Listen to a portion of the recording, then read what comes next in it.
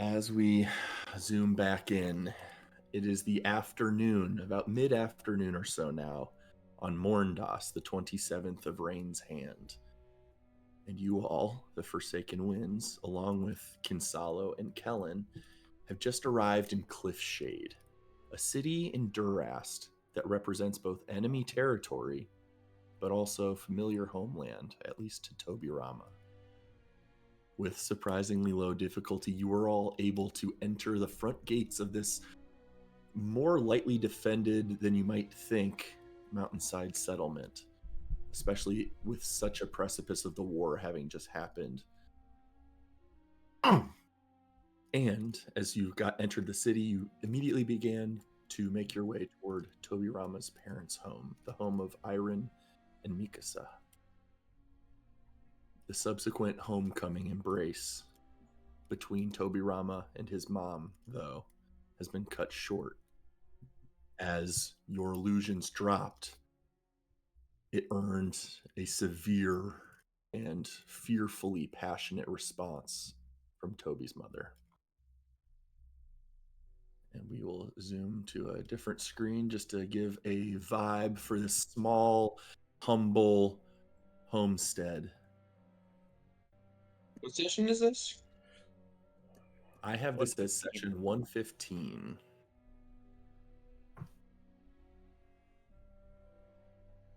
But you all have begun to take in Mikasa a bit. Looks like she's maybe in her early 60s. She has this warm, syrupy voice. She clearly seems like a fiery and spirited woman, though the heavy creases sinking into her face are indicating her not only just age, but lifetime of caregiving has really aged her, and the emotions that has manifested on her physicality a little bit in her work with the local care clinic. But as you guys drop your illusions, she seems startled and aghast and stumbles back, catching herself on a nearby countertop. Toby! Who have you brought into my house? I'll kind of step forward and try and, in case, put myself in her field of vision. So, Mom, focus. It's okay. You're safe. No one's here to hurt you. You're right. I'm here. Oh, Forest Devil! Are those wings? Is he? She looks towards Jiri, the blue-skinned individual. You're the Jinn who ate Lord Koda's soul. And I'm just gonna be like, Mom, look, it's me. I'm here. It's Toby. I'm here. I'm home. She's grasping her face, trying not to instinctively scream. Sal and I were in the process of, I was grabbing an antler and strangling some hair. He was helping him out of his feather harness thing. He's helping you lovingly untangle your hair from your antlers, and you both just kind of Oh, we kind of forgot about the optics of this, didn't we? Haha. Should we give you guys some room to chat or something? How big is this house? Is this like a one room? You can't walk out of here now. No. Oh, what have you done to me?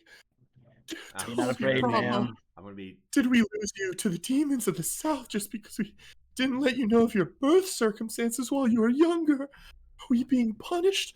Oh, Moradin, give me strength. Modera, give me light in this darkness. I'm just gonna. Aviran, you're scaring her. Stop it.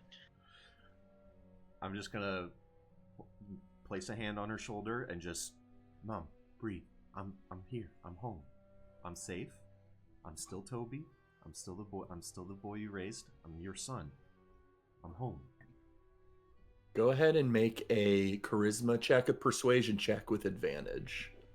It is your mom. You're very adept at handling her. Critter, how big is this house? Is it like one? I would say less than 1,000 square feet. So a very small property. One bedroom apartment. First and last name in the chat. Functionally, there's a little bit of an odd I should have had this prepared. She does have a last name, but in Cliffshade, the cultural tradition is to the father's name is passed down and becomes son or daughter. So Tobirama is Tobirama Ironson because he's the son of Iron.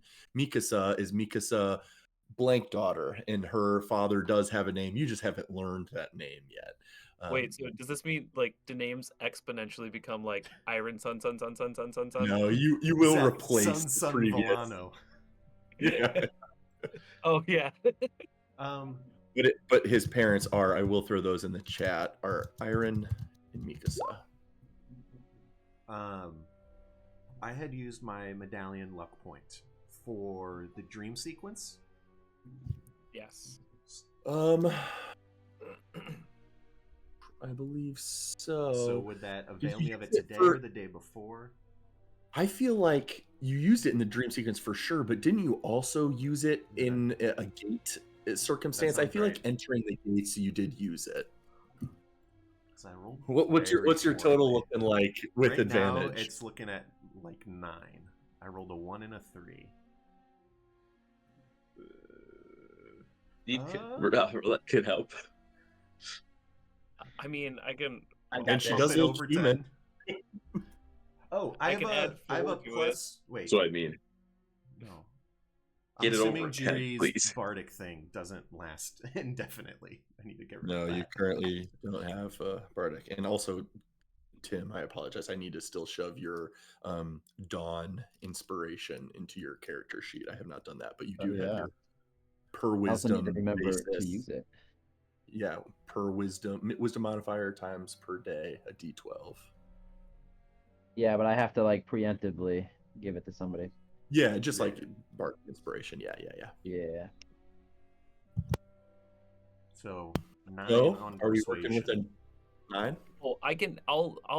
Get it above 10. I'll add 4. And Toby, we'll just retreat into a different room for a quick second, so y'all can have your personal time. I truly do apologize, and I'm like trying to make it very obvious that like one of the few other humans in the room is trying Yeah, to Toby Rama, you see your attempt at persuasion like losing ground a little bit, but with Roulette chirping up, it almost distracts her for a moment from the failing venture. And she says, "Don't touch, sure, but don't touch anything there. Iron's just, oh God, Iron, what are we going to tell your father?" But you do see her heaving heavily, but she's keeping a lid on it for now. I'll usher everyone into the other room, and I will. This shout out goes to MJ for making me think of this spell earlier. Because I'm assuming it's not a very large room that we go into. Oh, very, very small bedroom. Yeah, I will cast Rope Trick on one of the walls, and I will just usher like at least half of us in, so that we can all get like some standing room. Before Jiri leaves, though, he's gonna bend over and whisper in Toby's ear and say, Toby, just kind of distract her. Tell her about our awesome deeds that we've been doing. and I will bardically inspire Toby. Okay. Toby, Jiri, go ahead and roll a d12 also, because when you issue your bardic, you also are giving them a d12 of temp hit points at the moment you inspire them. And so, Toby, you'll get 4 temps, and you now have a d12 bardic inspiration available for use. Okay. Punches you, you might not lose any HP. As Topirian leaves the room, I'll pull out my spell book and I'm gonna pull out like a pressed flower from Athenian that I have in there. And I'll say, "It is a pleasure to meet you. Thank you for welcoming us to your home. I've never been this far north. It would be nice to speak with you after maybe you take all of this in. And I'll give you this." And then I just like put the flower. She's like I hold up. wincing at your words, and you Yeah. heard her when you entered call you a forest devil. So you see this like reaction from her, as if she's not even wanting to trust the language from your tongue. Like it's just like she has a reaction to you.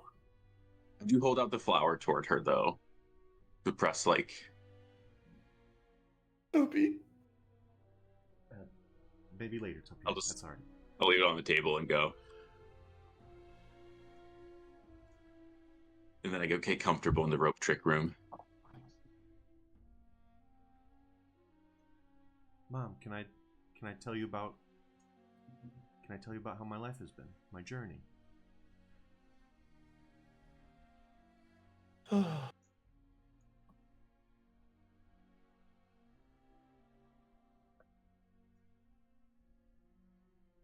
Help me prepare the rest of the stew. I'll start helping her, and I want to really just try and spend time really focused on specifically time spent in the wilderness, nothing about Sir Tamora yet, and then just kind of making my way to this cute little town just south of the Durastian border. Some lovely people there, some dwarves, a couple gnomes, just some really lovely people who made me feel at home after I had left mine, and just try and start. Yeah, I don't want to address specifically what she's afraid of yet. I just want to be like, oh, Toby has been doing okay. As you start to say things like that, really emphasizing the point of how welcoming certain people have been and how they made you feel like home, you see her fear is momentarily distracted by some like stubborn frustration of, well, I like to think we made you feel at home for some 17 years before. I'm sorry, that's not fair. You That's certainly not did. fair. You certainly did. But this woman, as you know so well, she has a passionate, fierce, fiery love, but she will indulge bouts of some frustration and anger every once in a while. She's got a temper to her. But And I guess I You're on wanted the- to. Yeah, you go ahead. I was just gonna say, she begins to say, "What are we supposed to do? You can't possibly stay here. I would love for you to stay here, but Mom, even if they were, we couldn't even fit normal, Mom. good people." Mom, if you don't want them here, they will leave. You know, I will try and start seeding. Toby will try and remember, you know, local parents who like my mom like kind of didn't like, and like just kind of starting to see like just how the humans and dwarves and orcs of the area, there's plenty of good apples and bad apples.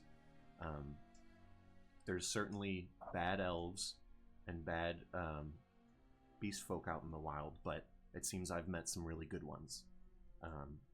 And I just like I couldn't have lived with myself if I didn't at least, you know, introduce my closest friends to my wonderful parents. If you don't want them here, they will leave. But then how are you walking in company with the one they say consumed Lord Kota? He was a dignified man, a noble patriot through and through for decades.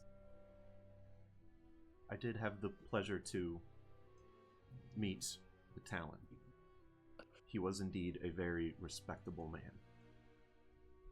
And if it is of any comfort to you, my friend Jirian there did not eat him in any regards or consume his soul. We were engaged in conflict for... You were in conflict with Lord Kota? I can't keep a straight face with her, but she is Yeah. aghast. And I just want to start now very slowly, like this wonderful town who took me in brought me to the capital of Creatia. And that was a very cool experience. I'd only ever seen Cliffshade, which is a beautiful city, and it was awesome to see another beautiful city. And I was there when Durast sent an army across the bridge and started burning the city. And I'm gonna assume that is quickly met with resistance. Yeah, she starts saying, no, Toby Rama, you mustn't have been there. They've been sowing lies and seeds of information all throughout the Southlands to rally the cause of that devil army approaching our lands. And you can just see the propaganda that has just seeped into all of Durastian's very souls. And she starts saying, with the indication of, oh, this person was involved, or the Talon did this, or even the word of Zavar, she'll kind of, I almost view this as a little bit of the grandma in Korra that loves the Earth Queen thing of like, don't speak that way about him. What has gotten into you? He's an honorable man. Actually, the Supreme Leader has been so good to us. He's made sure that trade to Cliffshade has maintained through this horrible landscape, even as the Southerners and their devil allies constantly invade Septelis and sabotage the supply lines. And after Koda's tragic falling, the Supreme Leader even sent the newest Talon to watch over Cliffshade and ensure no Southern devils sneak into our homes. Oh God, they have!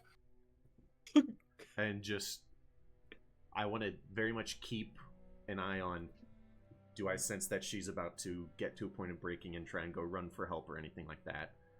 I would say maintaining your earlier persuasion check against a quote-unquote commoner. You think you're okay right now. Okay. You being next to your mom is keeping a lid on this. And you can quickly tell that she's not about to call the guards when you're telling her not to, but still, in theory, there's a limit to her, and I want to logic. Hopefully get a chance at perhaps maybe a new persuasion roll in that I'm trying to really hammer home, trying to be my familiar self. I'm proud of the way she raised me. You raised me well to have good judgment of people and to help people in need. And those are not things I have foregone or forsaken. They are actually kind of the most core aspects of what keeps me moving forward. And try and gently bring in the dissonance of what she's been told and now what her son, who she should be trusting, is telling her, but that's conflicting, and is going to try and really be patient with her as that plays out. Yeah, I will say charisma-wise, you've already laid the groundwork for controlling and de-escalating, so to speak. Now on a level of trying to get through a little bit deeper to your mom, referencing your own judgment, I'll have you make a wisdom check with advantage. And I will, I think, use the D12 on this. You are allowed to see the result before you choose to D12, but you're certainly welcome to. Plus 5. Meanwhile, in the room, absolutely. I say, we could charm person her so she doesn't attack us, or call the guard. I do imagine that. Sorry, go, Jerry. This is just like when we went and visited the elves. We got locked up, put in prison. Nobody trusts us. Hopefully, when we go see Rolette's family, they won't lock us up. I know. I forgot that happened. You're right. When we go to Downland, we will be welcomed as princes. I do imagine that Rolette would have, like, when we're splitting the party between the rope trick and like some people in the room, it's like just Rolette and Kellen outside of the rope trick. Yeah. All the weirdos are in the hole, but the two default human-looking people, yes. Also, and I don't know who complaining to Telperion then. Yeah, I would have made sure Telperion and Jerry are in the room so that nothing could be heard outside of it. Did we realize this was going to be a problem? At the mention of Coda earlier, I would have asked someone. Does anyone remember where we were where Coda asked us to go, and did we fly over that place? I'll check my memory palace, aka my notebook. Yeah, open up your notebook to our side quest section. That is how I started organizing it, actually. And in the back of my spell book, I've started putting all the notes. Scry on Cliffs of Nova. Tears of Modera. Yeah, don't we have yada, a ring yada. from him that we need to give to a woman? I do believe he had 3 rings, but we can dig into that. Yeah, you search your notes, and we'll briefly resume with Toby. What was your check on that wisdom 18. check? 18. Well, we did do a damn good job, I think, raising you and teaching you to make your own decisions and trust in your judgment. This is just so much. I can imagine. Whoa. Your father will be home any minute now. How do you propose we break this to him? That's a great question. And what are you after here? If you want to spend the night, I would love to have you, but we're not in a place to host others, and certainly not them. And I have no interest in forcing you to do anything you're not comfortable with. We will be all right if we need to leave the home and find other means of rest. I was actually hoping to get a chance to meet with Jay. I understand old Lord Nubik. Did he pass some time ago? Yes, he did. A few years back, some illness took him. It is a shame. But your friend Jay has done more than you might imagine for our folk in this district. I suppose I should call him Skal Kartash now. Referring to him by his first name feels inadequate. But he has done a wonderful job stepping into his father's old shoes, and you know, I haven't seen Lenda very often these days.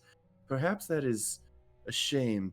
But you're hoping to speak with Skal Kartash? Yes. We're basically here to try and negotiate with members of the Durastian brass, upper brass.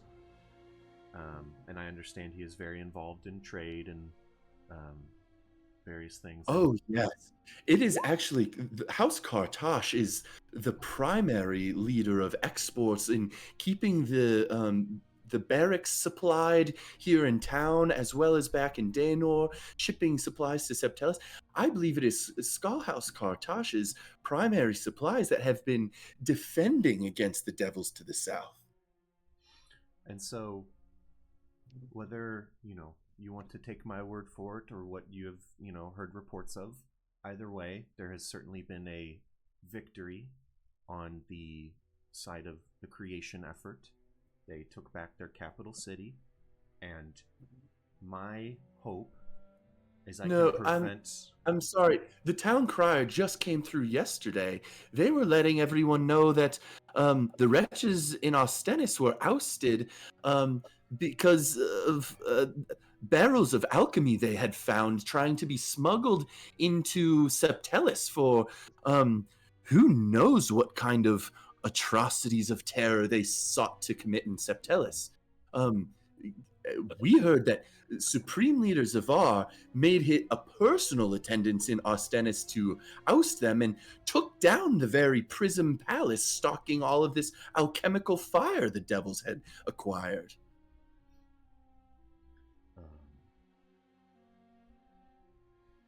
Regardless. Can we hear this? Yes.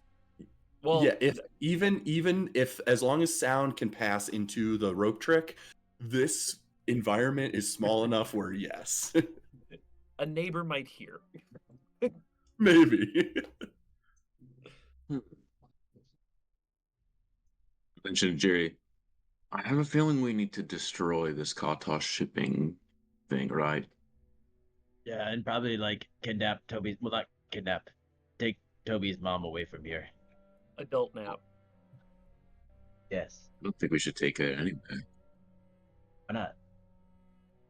I think she views us as the enemy and has embedded that view in her mind for a long time from people she has long believed. And no spell No. or persuasion from us is going to change that. Yeah, but we can't leave her here. She's gonna tell somebody that we're here. Who cares? She won't tell on us. We can Oh, leave. oh God. Toby Rama, sit over there by the fire. And she steps out of the house. And you can hear like muffled speak of, there's someone here to see us. It is good news. But there is a lot we will need to discuss as a family. Oh. So Roulette, like invisibly, we have to get out of here. And then you all hear the door open as Iron, Toby's father, steps in. Seemingly, you know him to be a little bit younger than your mom, Toby Rama, maybe by 2 years. And you know how hard he has worked in construction on various city projects throughout his life. And he has aged far more rapidly than your mom. He is really starting to wear. You can see the way he's moving suggests he's nursing a bit of a backache. His hand looks damaged from a recent injury. He's grown noticeably more gaunt than the otherwise somewhat stable stature you've seen him in. And his already angular facial features have just begun to almost get sharper with the slow additional gaunt. And his beard is kind of a little bit longer and scragglier than you've ever seen it, wisps of gray in there, mostly fading hairline and mostly gray around the back and sides. But when he sees you, the light in the very light tan eyes is encouraging to see. Hello, Father. My son. And he just walks up to you and gives you a very big hug.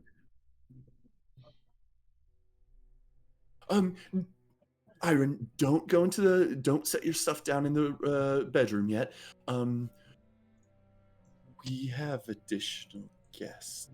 I wanted to introduce you to my closest and dearest friends, if that's all right. Very well.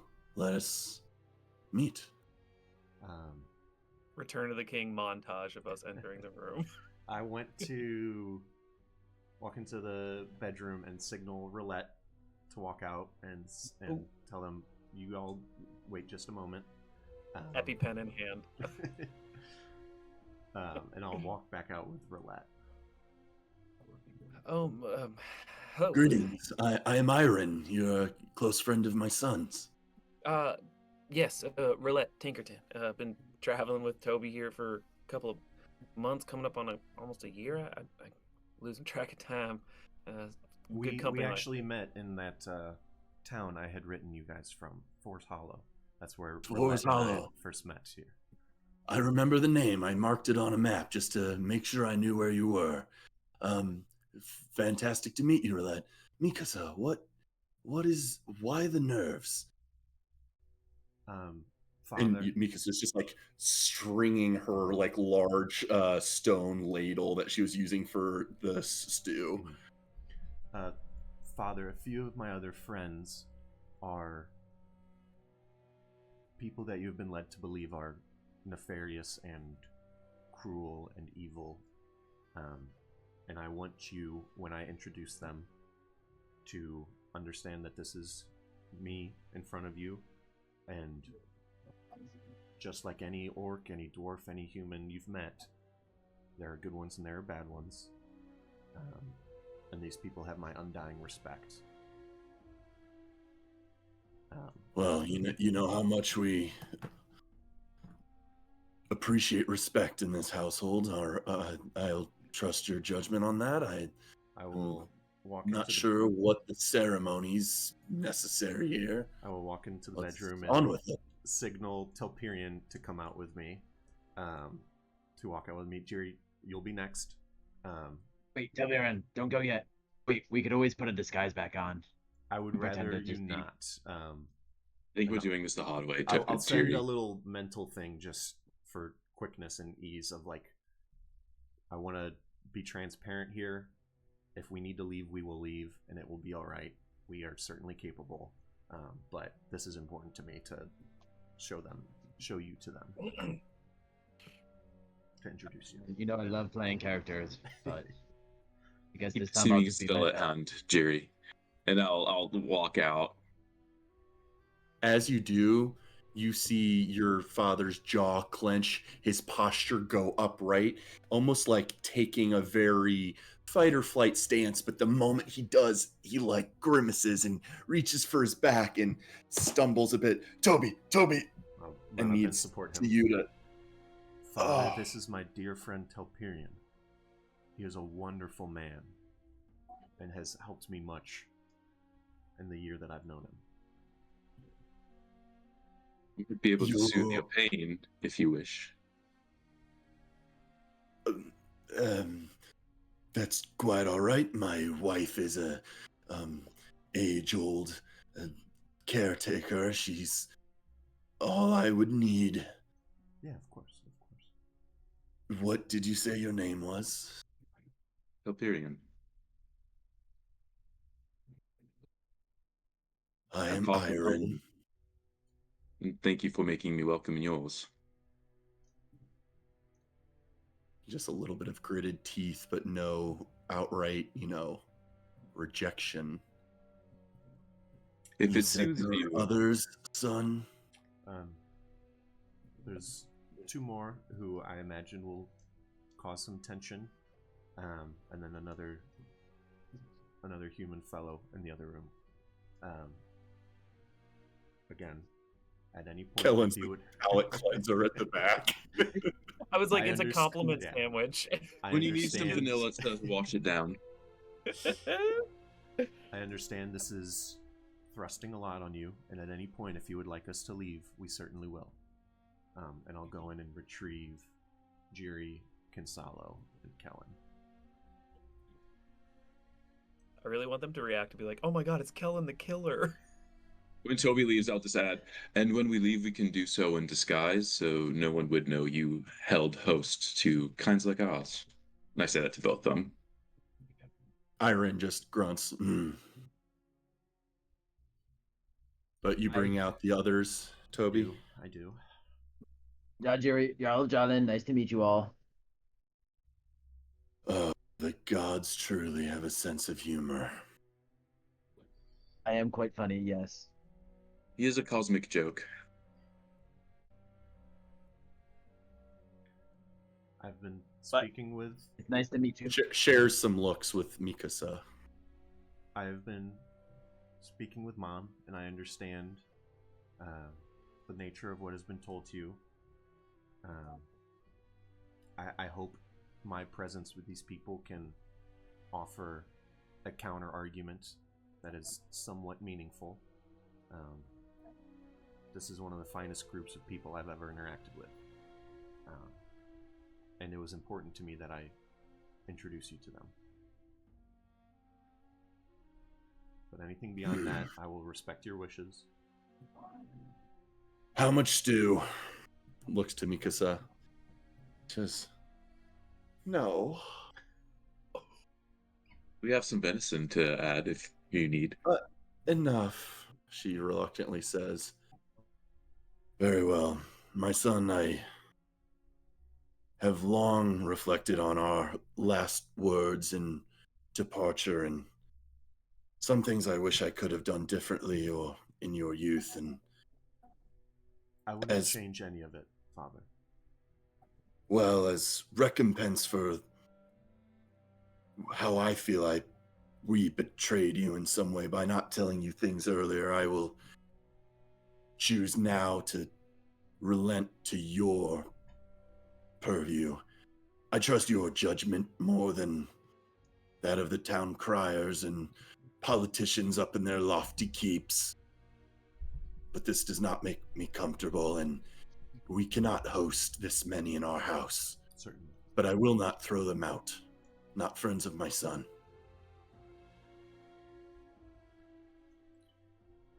And I would love to offer you a telling of my journey, meeting these people, what I've experienced. If nothing else, than just to add another perspective, to add another ingredient to the stew.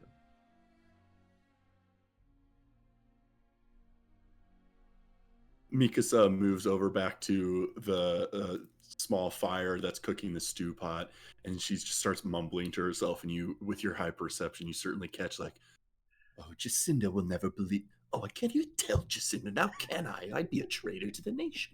She's just like mumbling to herself, and she's frustrated, but you can tell like status quo is way too severe of language, but you can tell that the normalcy of whatever this is slowly simmering in, and is less jarring than the moment. But in the next 30 minutes or so, you all are welcome to have a very awkward and fairly judgmental family dinner with Toby's parents.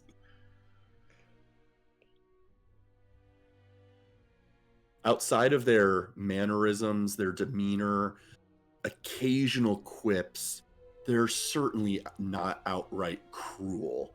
They are never, throwing insults. They're just like mostly Mikasa is white knuckling, where Iron is like, you see like his shifting eyes constantly like casing the place, but mostly tries to indulge conversation with his son returned home.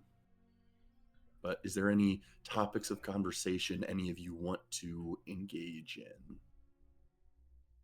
Jiri would try to do a lot of talking about like cool things that Toby has done to like try to like hype him up to his own parents and be like, "Oh, there's one time Toby was like totally badass and he killed this insert thing that Toby has killed recently." A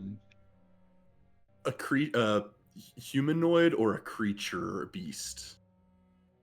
Creature beast. Period would yes. absolutely chime up and like just interrupt with whatever like creature, like, "Oh, that bull was crazy huge in the woods that one time."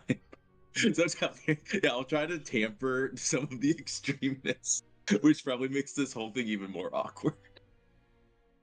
Oh, we'll act it out for you. Come here. Tell Bjorn, you're gonna be the beast. I'll be Toby. I don't think there's room for that, Jerry. Come on, we're wrestling right now. There's nothing to ease the worries of some nervous parents like some tomfoolery and wrestling in their house. Oh, I don't think that would be necessary. There's not much space and things will get broken and... Yeah, things like Talpyrion. Jeez. You certainly seem more well outfitted than you did when you left. Have you been putting your bow skills to the test? You were meager with them at most when we had trained. Yes, and various other talents. I took on as the town clinician. I was helping heal people just like Mother taught me. I actually became An honorable role. Certainly, and I was engaged with that work as well as this man Gallus was running a small band of mercenaries whose job was to overlook the protection of this town. It was a very small settlement, and bandits were not uncommon. And so I did have some time to put my meager skills to the test, and they have improved. I'm glad to hear it. I'm glad you've set your mind to continuing to give care to those who need it. That has... There was always a strong suit of your mother's, and you have always followed in her footsteps in that regard.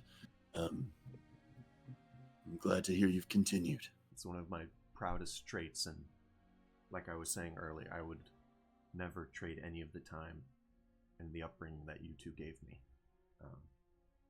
I've been out in the world, and it is a scary place, it is a dangerous place, and it has served me well. In a different regard, I was remembering something the other night about childhood memory. Mom, when I had scraped my elbow, and had gotten hurt when I was helping someone who was injured. Someone you said would have perished if I hadn't helped. The two of them, Iron and Mikasa, quickly share a glance and then kind of look back to you. I think, Mom, you mentioned something about seeing someone at the Temple of Modera. I was curious if you could remind me of what that was in regards to. I suppose Iron's kind of looking back to Mikasa and says, I suppose we did once say we would tell him everything. I'm sorry, Tobirama. When you left, those were chaotic days when you left, and it had strayed from my mind that we meant to tell you these things. I totally understand.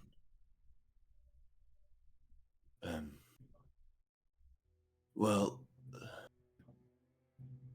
kind of nervously looks around the table. I will bring out my assuming Belladonian Auroran coin, platinum coin, and kind of set it in front of me. Your father kind of smiles and says, you still have it. Good. Money like that doesn't come around every so often. It is good you keep it on you for a rainy day. But yes, we found you with that. I'm glad you haven't found the need to spend it. Thinking back to those days, do you remember Old Man Morash, your Orcish tutor, who taught you the language? I actually haven't seen him in some time. I hope he's still healthy and doing well. But he was a friend of mine for years, even before you came into our lives. His connections throughout town gave us the information that it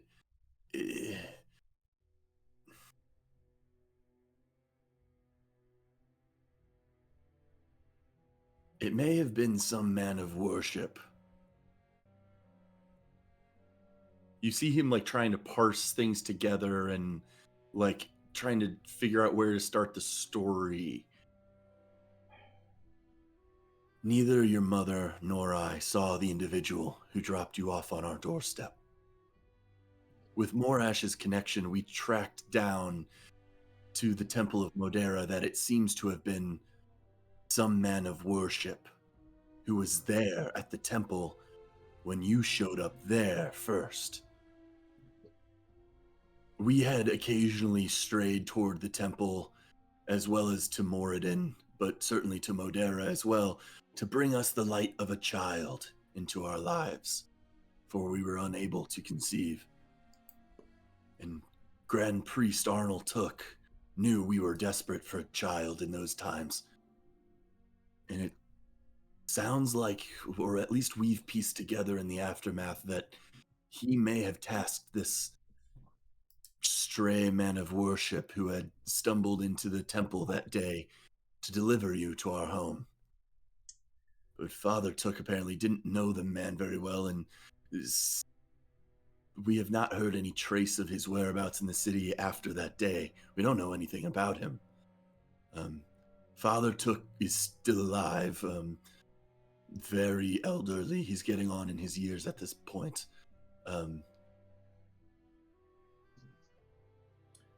Well, he might be able to afford details that we aren't aware of, but frankly, when you came into our lives, we held on to that blessing with everything we had.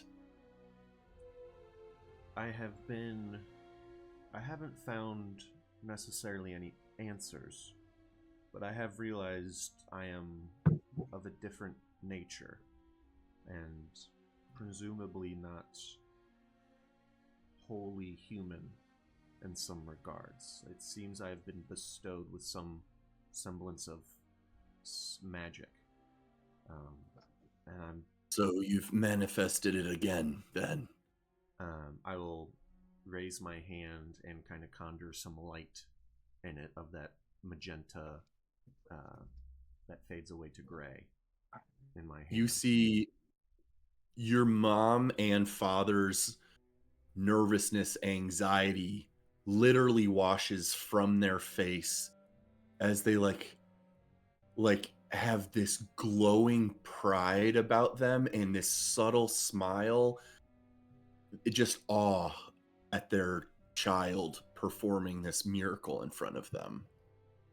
In fact, I seem to have gained quite a bit of competency with it. Father, I noticed you were having some struggles. Is it your back? I would love the opportunity to try and help in any way I can. Yes, I've actually been working at the newest barracks going up. I've been working on their supply shop. Skull Kartash, I don't know if your mother has filled you in, but he's done quite a bit of good for this city, keeping many people employed and working, and he has single-handedly been funding this family's income for the past several years. A good man, though haven't interacted with him frequently, but yeah, I strained my back pretty bad last week.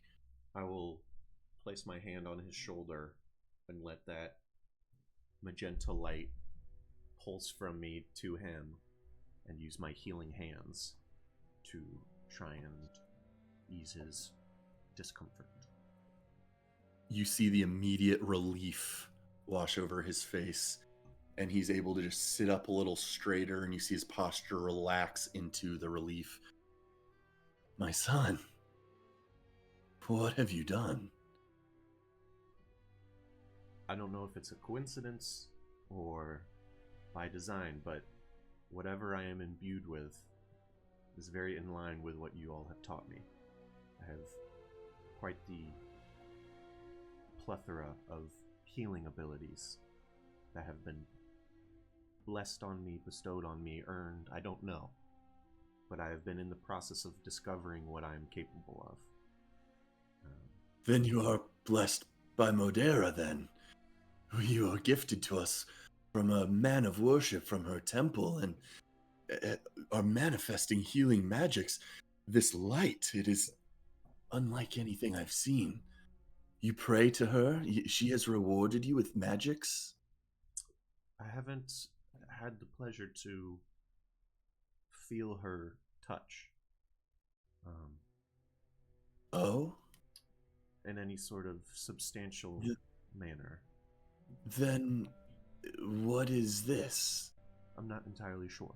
And that's, I'm glad to hear that the Grand Priest is still alive. I would, if possible, love a chance to sit down and ask him what he remembers of this.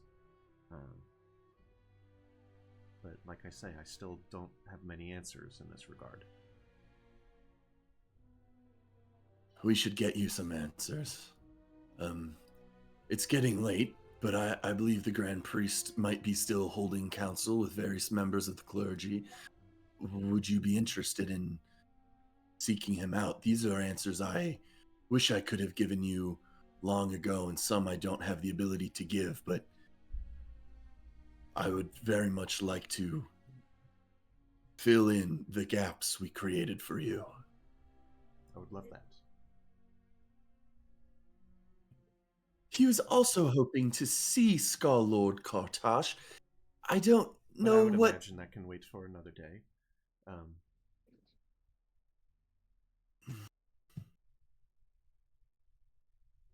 What do you want to see Kartash about? I have a series of ledger holdings and accounts that I've gathered over the last week of work that I owe to his abode. Are you interested in seeing him as well? We could certainly set out for the night. Before anything else, I'd love the opportunity to thank him for continuing to help this city and help keep you on your feet.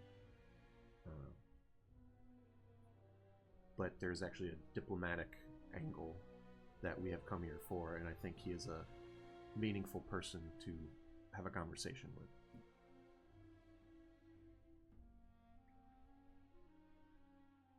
Are your friends hoping to speak with him as well? I'll turn to the group and be like, "That's a very fine question. I hadn't. We We're- hadn't flushed We're out. not here to. We're not here to ruffle feathers, and Perhaps it would be Miss- easier if it was me. I don't know, but A firm hand clasps your shoulder, Toby Rama, and a small squeeze, kind of almost a little bit of a challenge with this question of, do you want them to be with you to speak with Kartosh? And go ahead and make an insight check real quick. You know your father very well. You can make this with advantage. yeah, MK's not totally picking up what he's putting down right now. 21. Very good. You're getting this stern and firm, but window of opportunity where you're seeing in your father's eyes and the posture and the challenge of his question. He's basically, the subtext of his question is, I don't know these people. I don't trust these people. And they make me uncomfortable. But if they're your friends,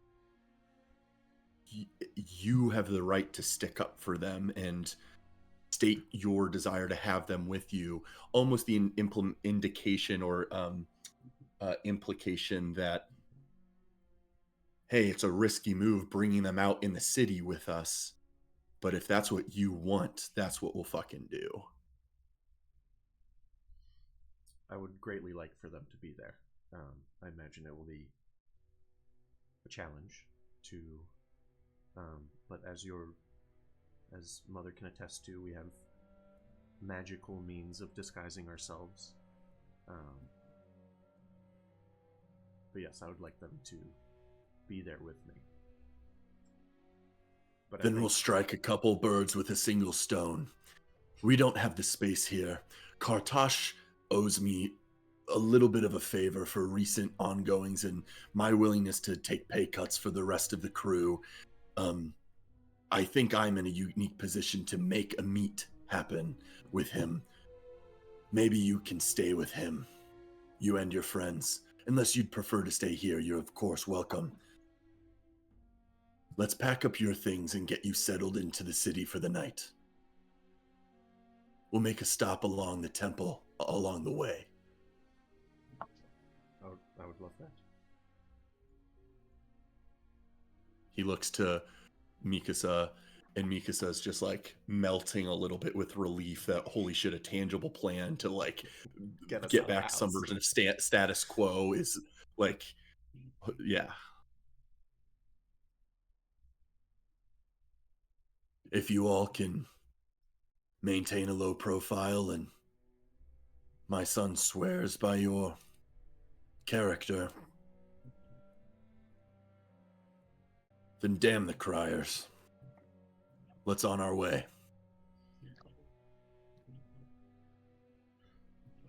All right, Jiri, if you would be willing to get us into costume again, excluding me if possible, I'll wear my hood up. Question is, do we want to use the same disguises that got us into the city? Your father would be seen traveling with those people. I don't know if that matters to anyone. Toby, I think you should stay yourself for this one. I intend to. Roulette, you said, I don't know that you necessarily need, and you and Kellen, the others, you have magical means of disguising yourselves? Yes. We do indeed. The company you found, my son. Quite. So Wait, are all if of you up for Toby's- venturing out into the city? If Mikasa was able to identify us as being people that killed Koda, do you think they'd be able to recognize you, Toby, or you, Roulette? The skin's not blue. Yeah, I guess that's a meaningful question is, for Jiri, it was like a pretty quick correlation, but I don't know that Roulette necessarily got any scrutiny. I mean, I wouldn't mind if I retaining the original, I guess the disguise that we walked in with, just for the sake of safety, not only for us but for you, Mikasa and Iron and Toby as well. Very well. That is certainly fine. I just think Toby Rama's face being apparent to Skull Kartash may be a boon. Yeah, I agree with that. Only, pardon, your name was Jiri. Judge Jarl Jawland, yes. As has become common public knowledge, the Jinn Demon and his army of beasts those are the ones stated to have consumed the Talon. We don't have any other indication of individuals' characteristics, just the forest devils allying with the beasts. Well, if it makes you feel any better, I did not eat him, so I can assure you of that. Mikasa puts too much stock in the fanciful tales of the...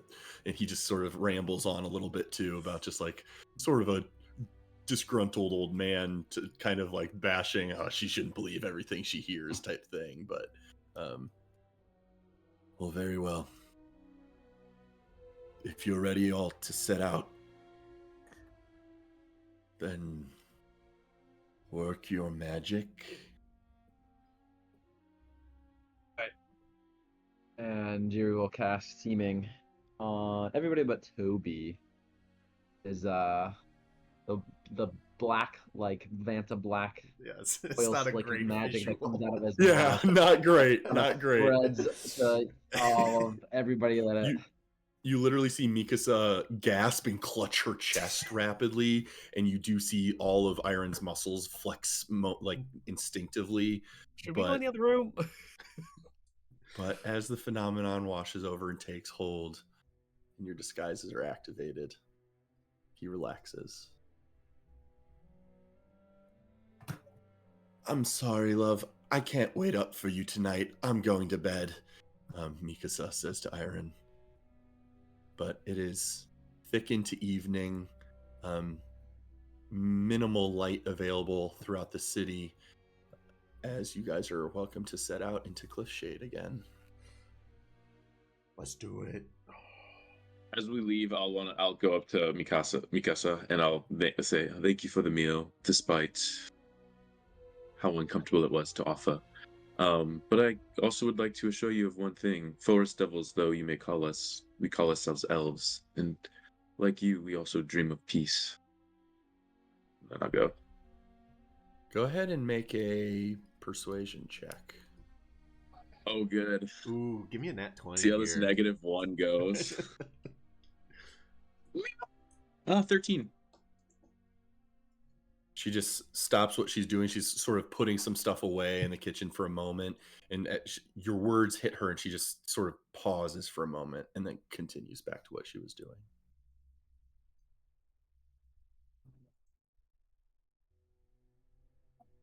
You guys set out. We'll go ahead and just throw on the vibe of Cliffshade again, though now it is heavy into the evening. But you guys are able to venture. I'll throw up my bullshit. I mean, Toby's bullshit sketch of the lay of the land. Yes. As you guys move from functionally Section 1 eastward towards Section 3, that is Cliff's Cross Merchant District, but it also houses the temples, varying deities. You won't find any Seldarin pantheon temples here. There's a smattering of standard fare,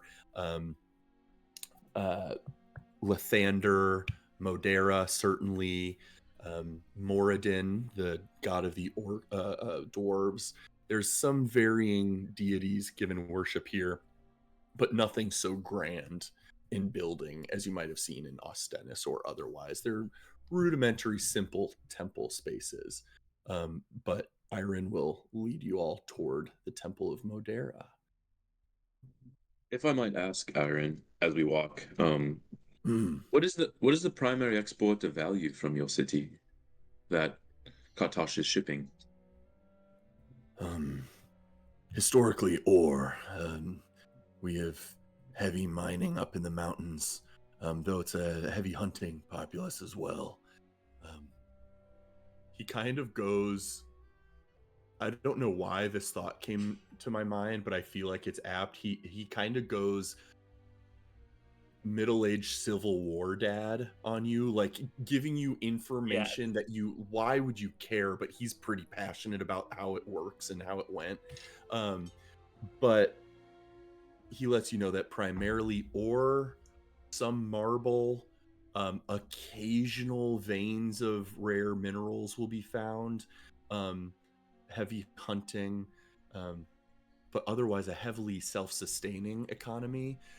But due to the heavy ore, the heavy occupation of or heavy presence of dwarves in the city too, maybe 15% dwarves, which ratio-wise is fairly heavy compared to what you might have expected. But you're not seeing a lot of them amongst this common citizenry. But as you move toward Cliffs Cross, you're seeing more of them in a more commerce-centric focus portion of the city. Yes, Roulette.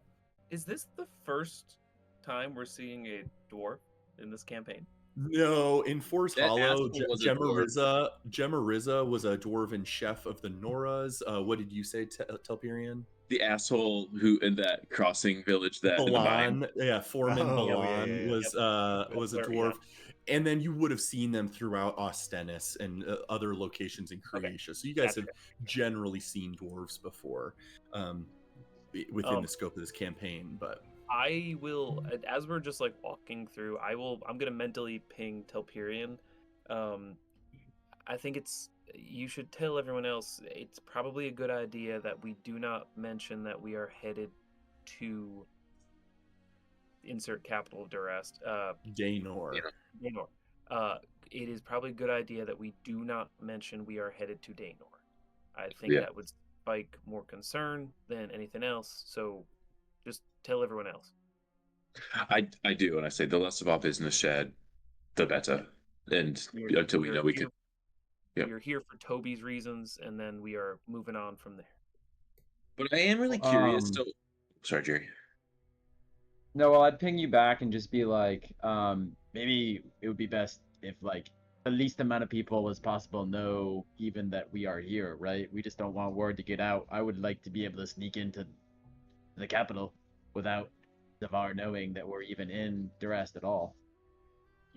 Yeah, and Telperion is very much going, oh, sure, like keeping the conversation going. Like he's totally not listening to the like for a moment, and I'll ping everybody. But then I want to zoom back to it because You're literally Telperion- having telepathic conversations with your friends and just on autopilot. Of course, and yes, like whatever to keep Iron going. Absolutely. Active I'm listening. like, I probably like bump into a couple things as I'm like really there's a lot of filtering going on. So though I do want to once I have the communications done as we're walking, what I really am curious about, what Telperion is interested in is Iron said he's had to take pay cuts. They've had like his mother said things about the criers. Like I'm trying to parse the truth a little bit with what I understand of like, okay, Cliffshade has ore, Moira's been using, and Zavar's been using metal. How is this place getting like effed over, and then they're blaming the war for it? Like I'm kind of trying to, and maybe we'll get more ideas, but I'm kind of trying to draw this schematic of like, what is the truth of this city's role? Because when we go mess with Kartosh, like if we mess up shipping lines, which we kind of want to do, because they've been sending things down there, like we think they've been supplying them with weird fire. What is going to be the impact if like we do anything to harm the ship? Like he's like jobs are dependent. So those are kind of the starts of what I'm trying to Sure, starting yeah. to watch and keep eyes out for. Are you interested in? You're trying to suss this out. Are you interested in seizing an opportunity to try, when you see a lane in conversation with Iron, Yeah. make a verbal move and try and extract a useful piece of information? I think once I come back to the present of mind and like, okay, he likes this topic. Tiberian's probably doing like the whole like Zach Galifianakis, like looking at math. Like, I want to Yeah. ask the two questions about like, you guys have been under hard times. Like, so when did those hard times start? How's like the supply? Like, I'm gonna try to guide the conversation. Be like, I know there's insights to be had here, and my goal in the city is information, and I got a man talking about what I want. So yeah, Yep. I will say, you're welcome to make an insight check. And you have another opportunity. Detect thoughts has availed you of additional knowledge if you are interested in utilizing that, me say knowing that though for that you Dark Touch. also have another venture Yeah. coming up here. Okay, so this Oh will do god, straight insight. I rolled a 2 and I have a +0. That's a fucking roll I wanted, but I'm not gonna mess with it. 2. Okay, so you start sussing that out. It I'm means thinking something to hard. you. You're trying to work on it, but nothing. Speaking with one commoner, not to do Toby's father disservice rather, but yeah, it's not enough yet. But you are thinking along lines that may have information. But before long, you weave Can I your way ask into. Aaron a question Absolutely. real quick? Just because Yuri would be interested in.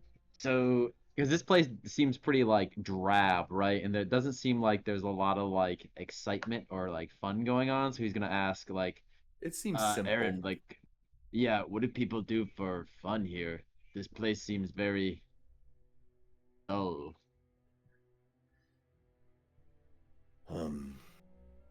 Well, frankly, my fun these days is usually limited to what my body can handle, usually gardening with Mikasa out back, or meeting up with some of my crewmates at the construction citizenry and sharing drinks. Not much more I need to ask for in my life. I've got a great partner and great friends. Is this And a what son Duress? returns home to me. Is this what like all of Duress is like? Kind of dull. Yeah, I guess I don't remember, Um, Father. Have you ever had the opportunity to visit the capital? No, in recent years, the opportunity has wafted my way, and I've never been interested in taking up with the Kartosh cartels and moving with their caravans to the capital. It's been plenty for me here in the city. Oh, do they ship a lot of stuff to the capital then?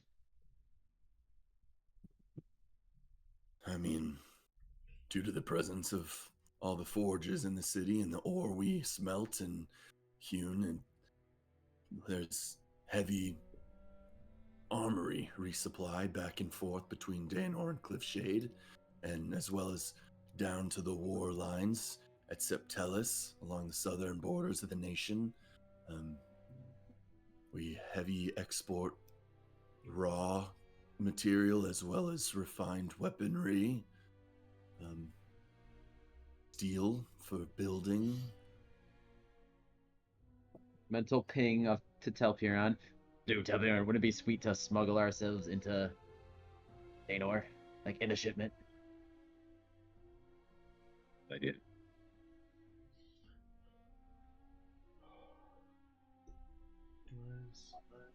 I am Before the interested. Yeah.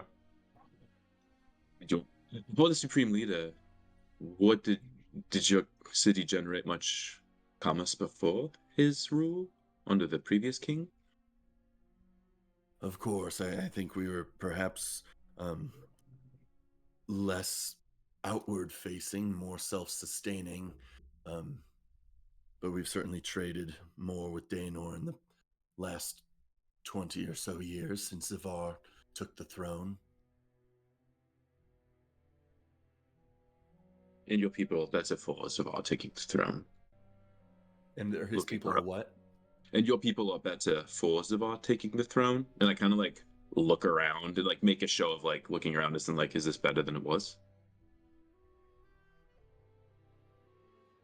You know, when I was younger, I heard stray tales that King Armand once was a man of more honor than most, but still a force to be reckoned with. Zavar has tales associated with his rise to power, but I have little loyalty to any specific king. I try not to put much stock into men I haven't met. Whoever sits on the throne, as long as commerce is good and good, hardworking individuals are supplying for their families and have meaningful jobs in their lives, it's all we need. Is he kind of saying this like out loud? Like, would other people like overhear him? Because like, doesn't seem like he's very loyal. I would say Right, it's like, is that- very under his breath, but you're also getting the Okay. sense, and it's. I would say have you go ahead and make an insight check as well, Jiri. Sure. While he's doing that, I'm actually interested in kind of making a check at the array of temples and what I remember. And I don't think I remember there being one for Kelemvor. There is not. You would know in your early on interactions with the religion, you remember distinctly being like, "Who's that?" There was no temple of Kelemvor. And basically, I'm trying to like keep an eye out. Like, are some of these temples worn down? I'm like imagining in my head, trying to establish a presence here for Kelemvor. Understood. Jiri, with that insight roll, you do get the sense that it's almost impossible very quickly to take Iron's words and act as if they're a perfect microcosm for the rest of the citizenry in general. But some of the language he's using, it's hushed conversation with you all anyway. You guys are trying to maintain a low profile moving through the city, but he is speaking out loud, admittedly low volume, but casually enough where he's not like looking over his shoulders as if it's blasphemous to say he doesn't much care about Zavar. But you do get the sense that it's probably not like all these people have like a religious, dutiful death loyalty to Supreme Leader Zavar. But there is a common understanding that, at least from Iron's perspective, if he's just some other king sitting on a throne, but we have some version of shelter, security, consistent, reliable work and commerce and can feed our families, like, he doesn't much care for it, but he certainly, your insight's telling you that he doesn't consider that blasphemous to say out loud. Or even That would be traitorous. in a little bit different than what we've gotten from like Mikasa seemed to be a little bit more in, maybe it's histories in the city or their lineages, or maybe her family tree was, more rigidly one way or the other, Put or more stock in the throne and what that means. And just- yeah. Whereas Iron seems a little bit more just grounded. Like he can't- grounded. he Yeah, needs to be grounded is focused the right on word. his life and what he's Pragmatic. doing here. Grounded is the right word, where Mikasa does have sort of idealistic,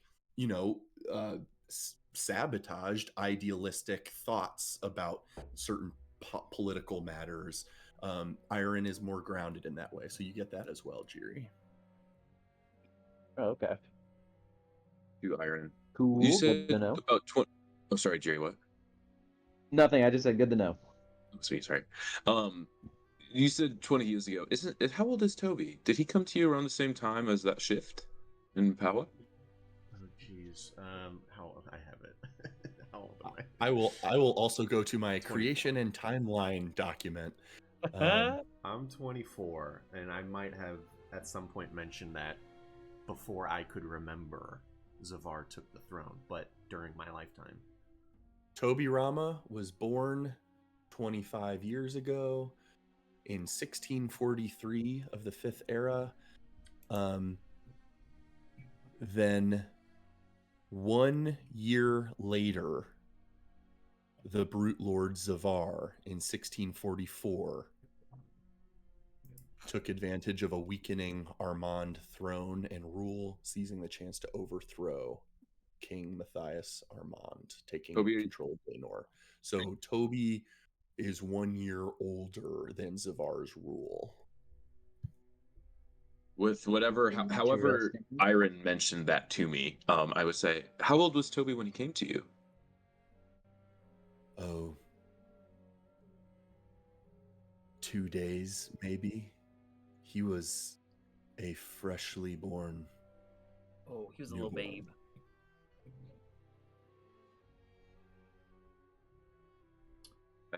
Say, And there's the man we feel is responsible for placing you in our life.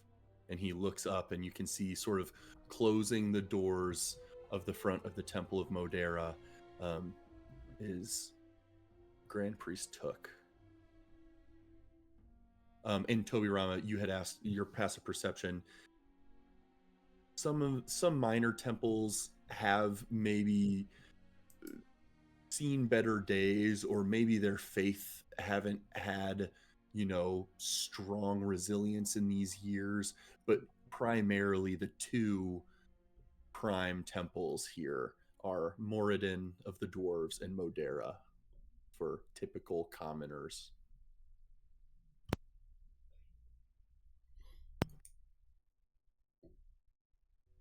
And as you all move forward, Iron sort of makes himself known and runs up to greet Grand Priest Arnold Took and How do you spell Took? reintroduces you.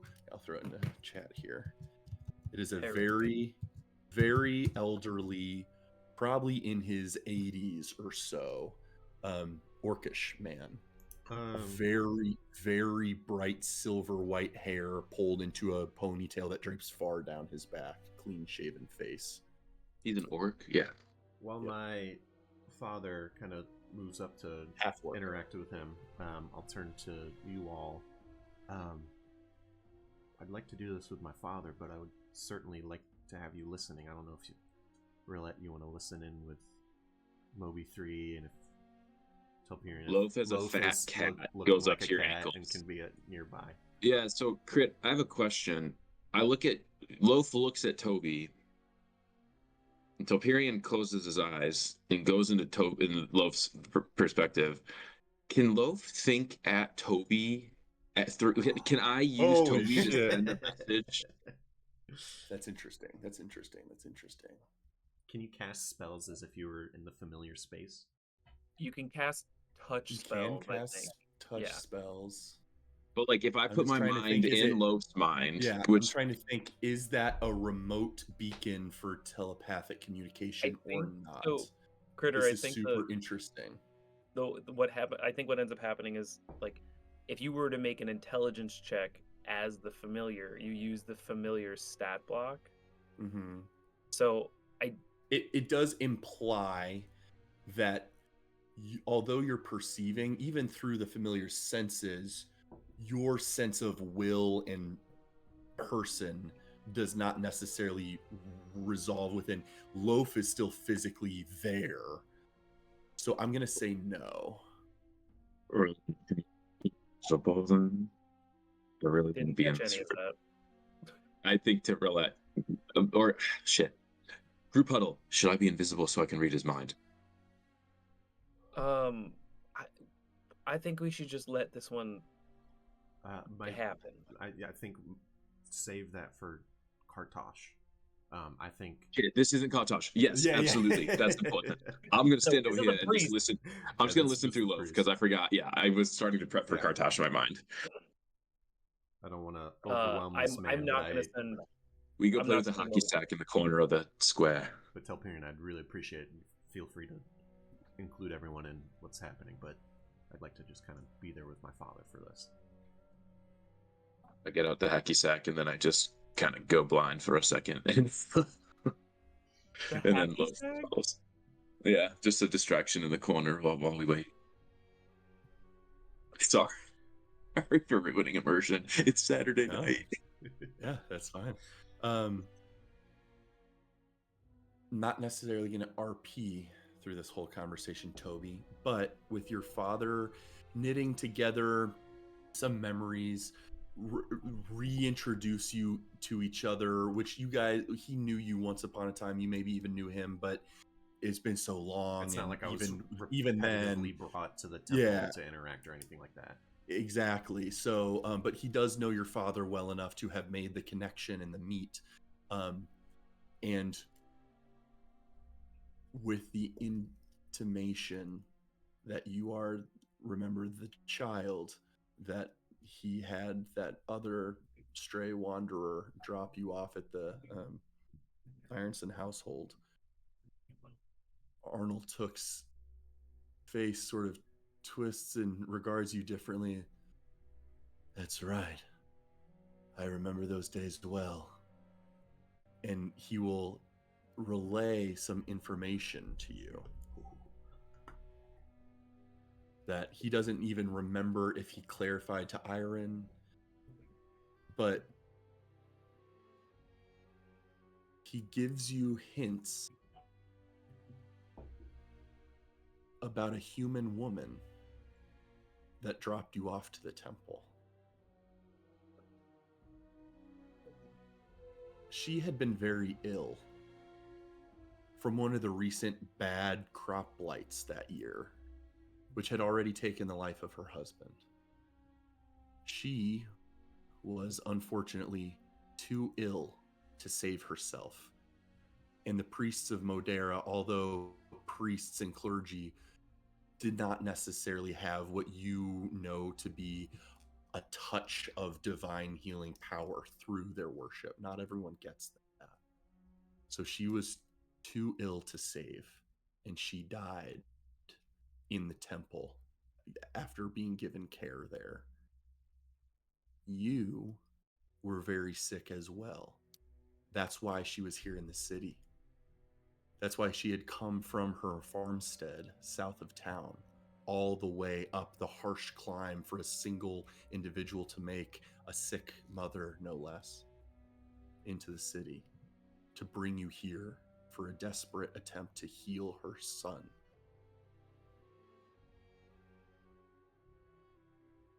But their dutiful reverence for the philosophies of the gods never manifested healing magics. But a traveler had arrived that day, happened to be praying at the temple to Modera, and he noticed your sickness. And Father Took here says he'll never forget that this traveler held you with such a care and comfort and whispered something into your ear that he didn't understand, but it sounded like a song. And then he began to cry for this infant he did not know. And when he did, your breathing eased. It was as if his very warmth and embrace strengthened your vitality.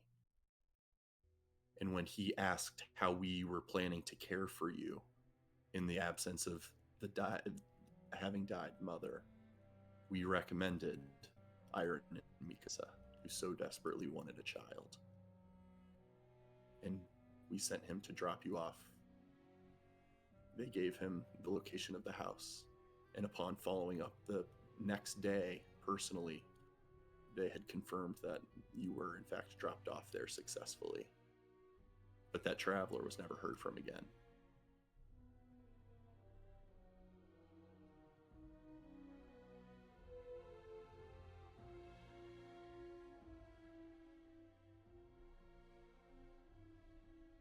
Oh, we lost someone. I would say, do you have any... I will clarify that Father Took has virtually clarified all he recalls of the event. Do you have an interest in a question, a point of topic of conversation, one, so to speak, effort to try to engage in any particular way here?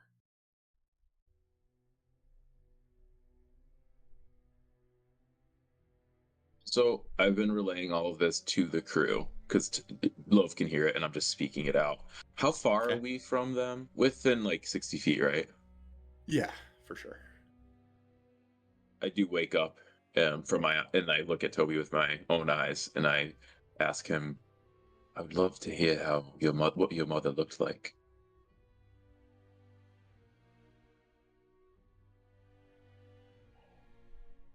I suppose I just have a question and a small request. Could you describe to me the woman who gave birth to me?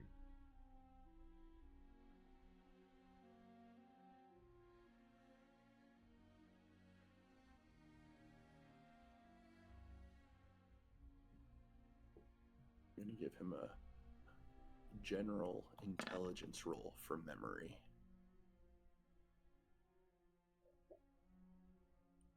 Shoots him with a dart and makes that roll I make it a 12.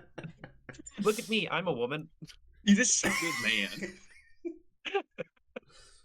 Start He here and then clarifies that. adjust. Miss Her face has begun to fade from his memory, but complexion not unlike your own. Thick, dark, braided hair. Green eyes, he thinks.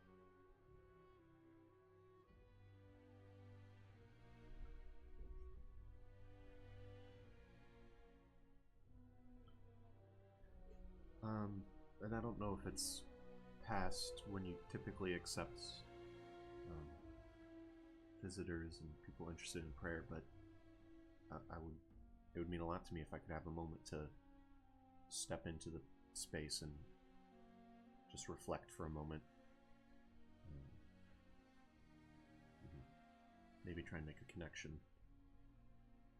to that time.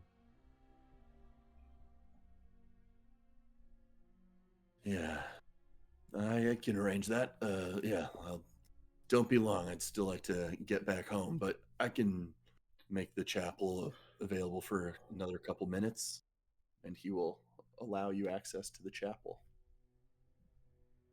And I'll find a spot to sit or kneel or just be present. And don't have time probably for ritual, so I'm gonna cast Commune to basically establish a connection to Kelemvor. Yes. And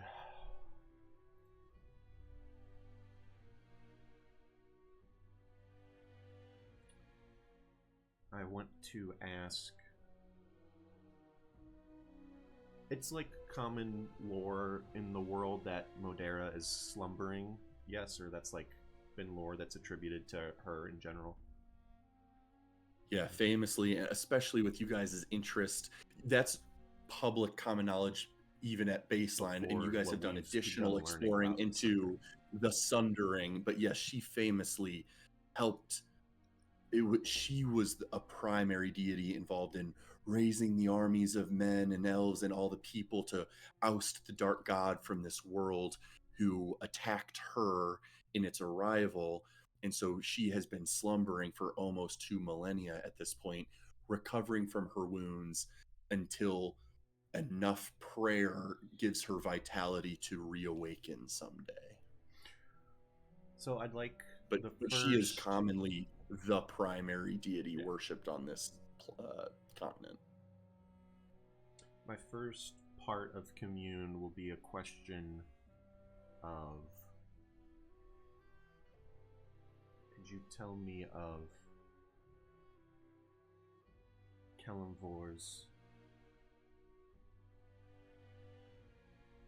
relationship, interaction, knowledge, opinion?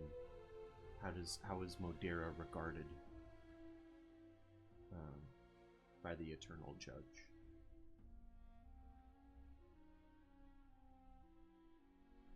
Which is Refreshing my probably outside brain, the scope very of typical Commune. I agree. That's why I'm checking really quickly. Yeah, typically a yes or no question.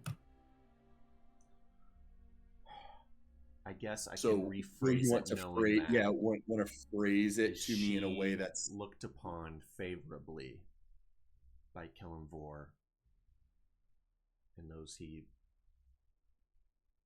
bestows his power on.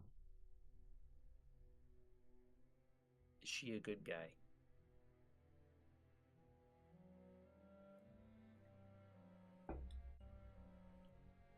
you almost hear the footsteps of your guiding Deva walk up next to you. And then you see the robed cloak and the hooded, covered face.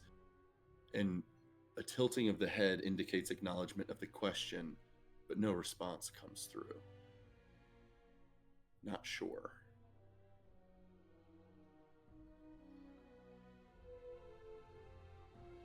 Do you think it would be a bad idea?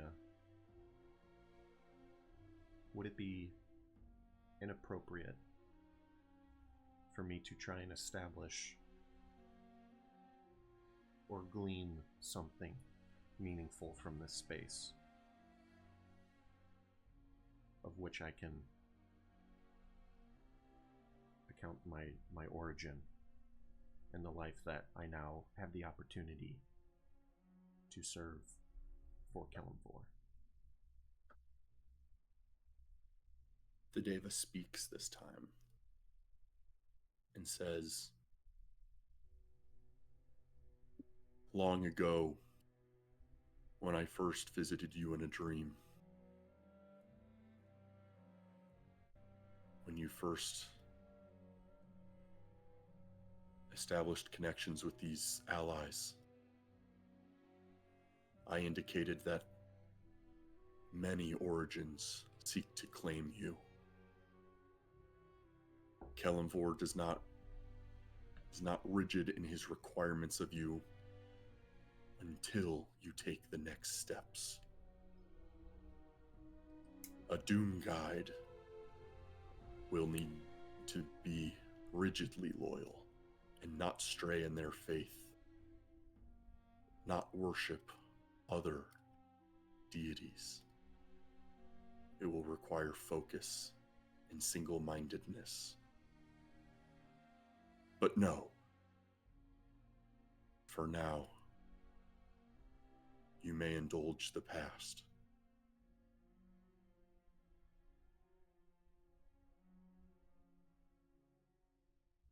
Then I certainly would always seek to make as informed of a judgment that I can. And so I will seek out this connection. And I'd like to kind of see if the third commune slot can be facilitated to make some sort of connection. And if I don't feel that that's something that happens, I'll spend an extra 5 minutes in here. Not necessarily trying to connect to Modera, but trying to connect to that day and that event. The Deva with the third use of the commune spell will indicate that that is outside of the magical capability of this spell. And so I will sit in reflection and see if anything is availed to me as I put together this idea that I had two parents, two people birthed me, were deathly ill, and blessed me by bringing me here. And if nothing else, I'd like to give thanks for that. As you contemplate, give thanks, just generally give this atmosphere your attention, your intent. Please make a single religion check. Oh, this is what I should have saved my bardic for. That's all right. I will say, I think I check. clarified this in the past. I think you can use wisdom for this check. This is not based in knowledge from learning. The Toby die. 17 plus 5 from my wisdom. 22. You hear a door behind you open. And Priest Took comes in and says, "Hey kid, I'm sorry. I do need to be getting back. I thought I'd let you know though. I think I remember the name the man gave me. The Traveler. I think it was Cyril."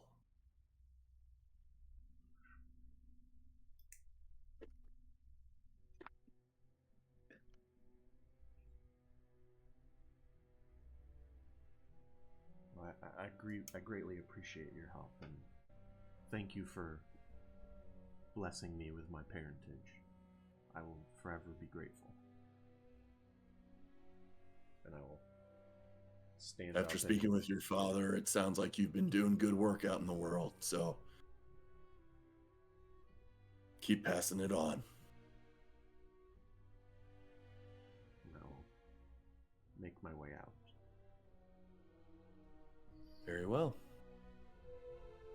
As you make your way out, and Grand Priest Took takes his leave, shuts down the temple, Iron will greet all of you and say, "All right, are we ready to head up to the Shademore?" Where did the name Toby Rama come from? Did you two pick it? That's fine. That's Or such did a it good come with his- question. We did pick it.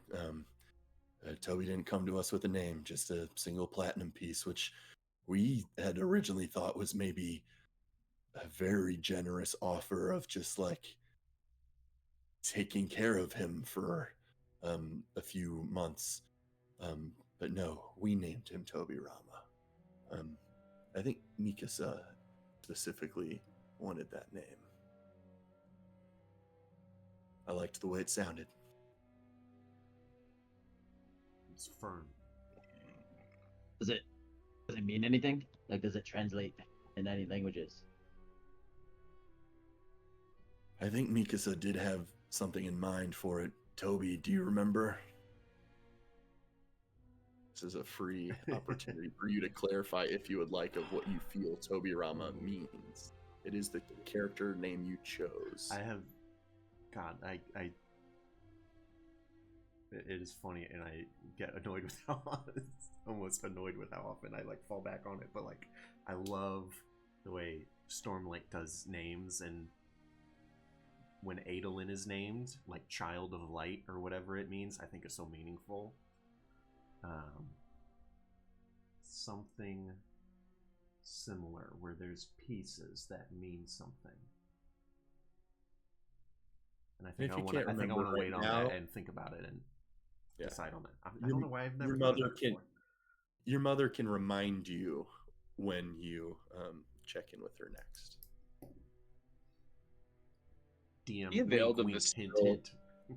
Are we availed of the Cyril name? Like, I don't know if Loaf followed you in with that, or if you would have told us. Not yet. Yeah, I'm going to say Loaf didn't follow him into the chapel. So that's Toby Rama's information to divulge. As MK, I'm definitely not intending to withhold that. Toby might sit on it for the night, at least.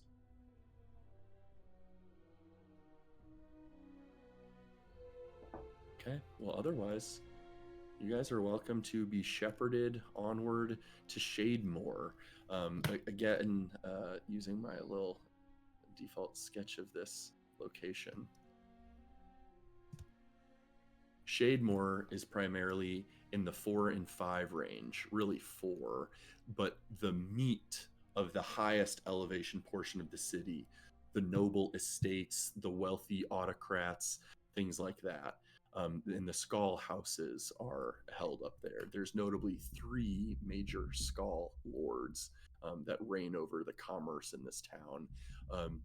And you'll pass various manors and well-kept keeps and estates And eventually,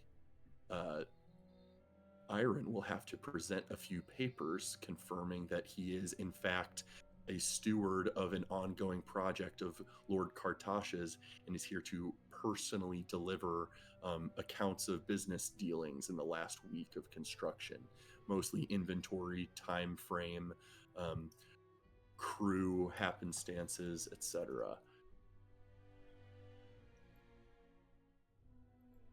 And then you arrive at the Skull House.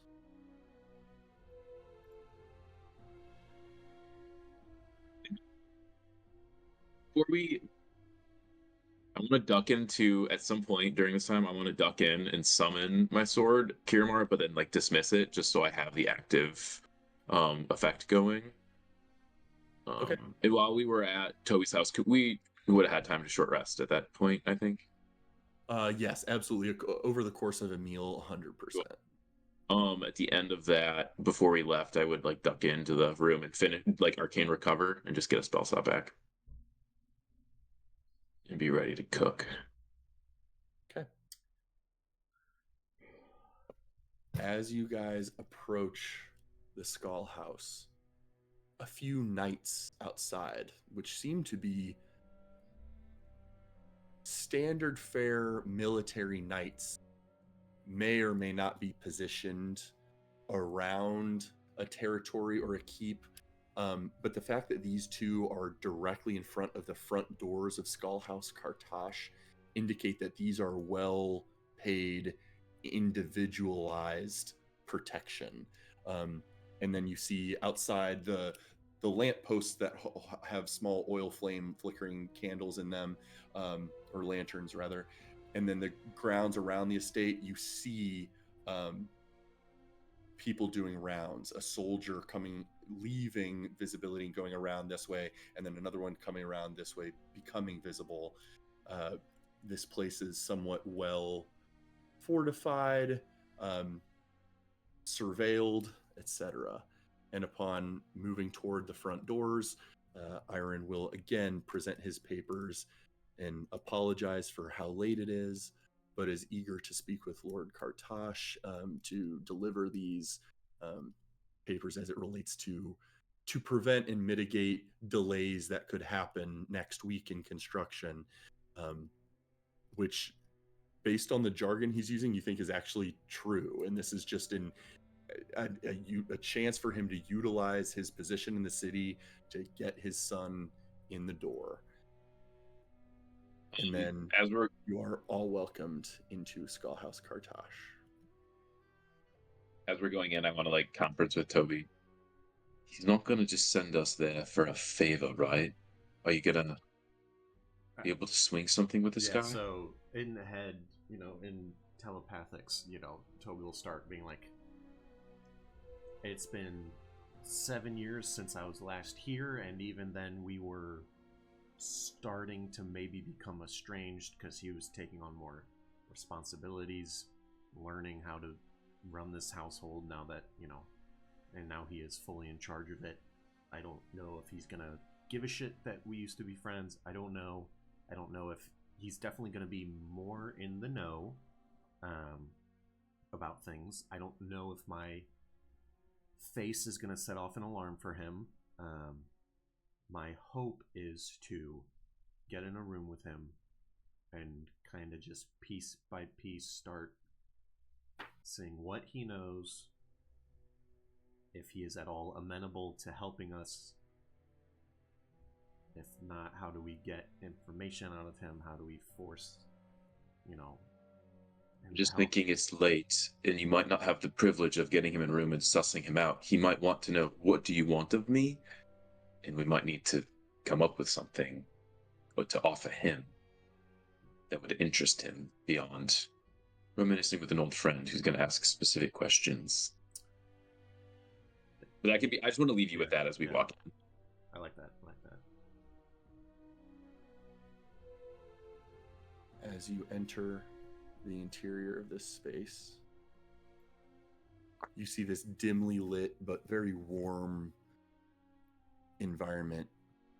Reddish brown woods clean, well-maintained wood paneling throughout, beautifully upholstered chairs, and off in the distance down a very simple foyer hallway, sort of a front desk with a clerk woman working there, human.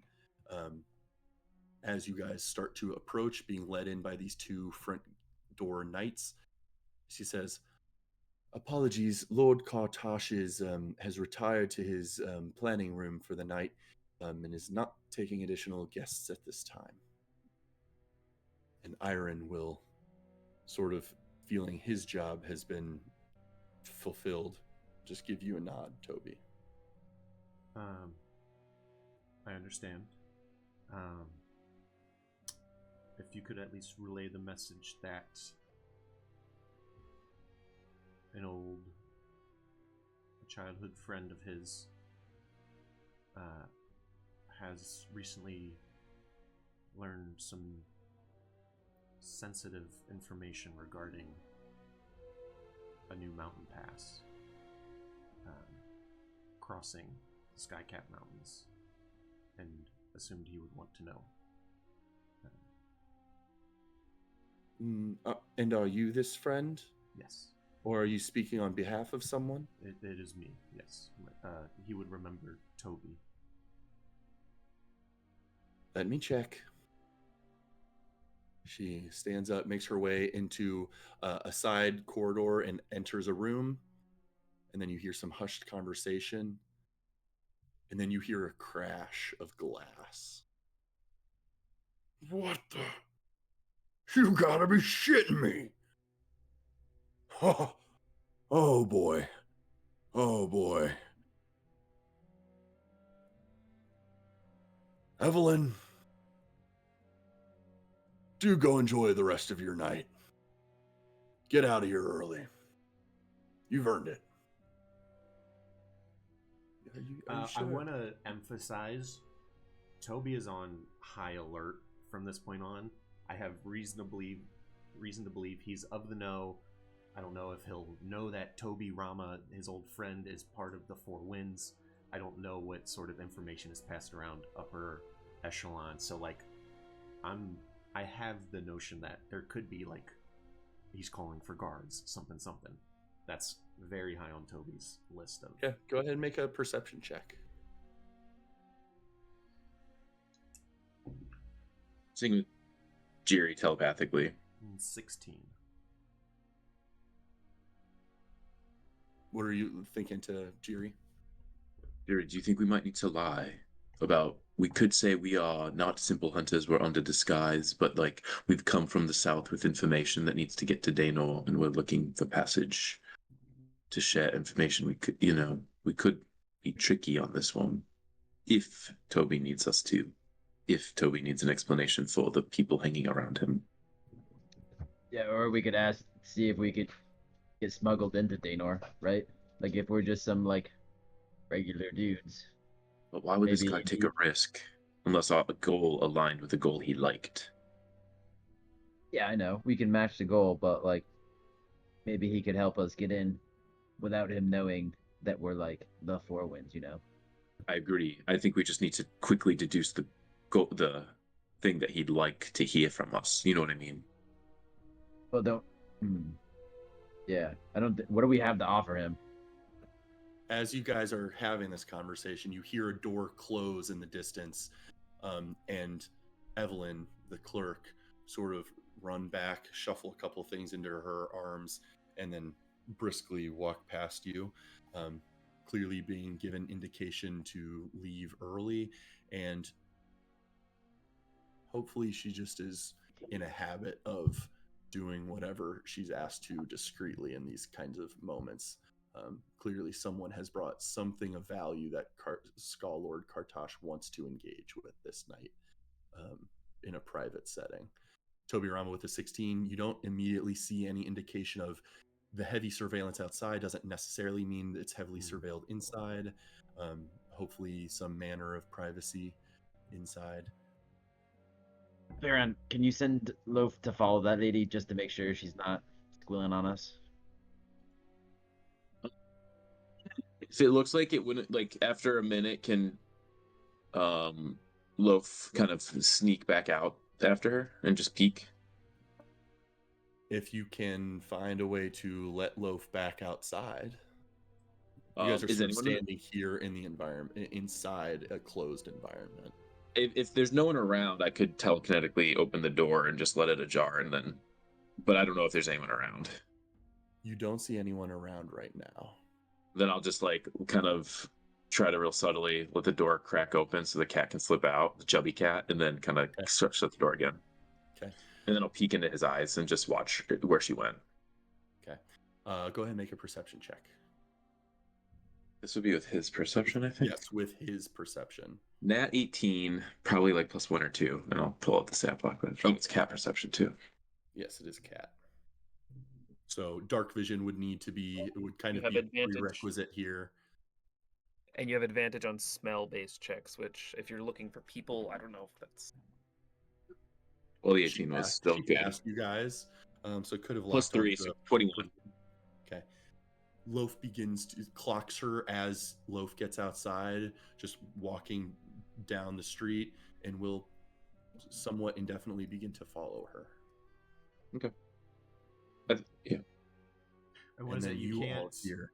command Loaf past a certain point, but you can Can't still see glance in through his him? eyes past 100 feet. Oh, okay. But the rest of you all, coming around the corner into visibility, is a man Toby Rama has recently seen in the state. I think a couple of you got a glimpse last, or I think Telperion may have, maybe not, but I think I showed him on the screen at least.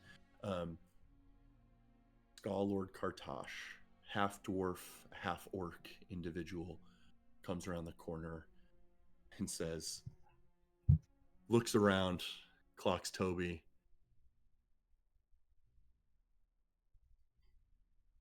My old friend. Come. And he walks forward a couple paces and holds his arm out for a hug. It's been a while, Jay.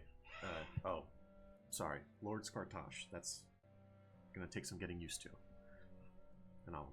He embraces you, and then when kind of letting go of the embrace, sort of somewhat firmly but friendly, sort of like spins you around, arm and his arm around your shoulder, sort of facing the rest of this group. He's like, the fun we used to have until you up and abandoned this place. Iron. And Iron greets him and says, apologies for the late arrival. Couple papers for your consideration. Ongoings of the construction site this week. I'll just leave these here. And he moves toward the desk, Evelyn's desk, and sets them down and says, leave you all to it then. And then Iron takes his leave, walking out the front door. And Lord Kartosh says, can't believe your father had the balls to drag you all in here.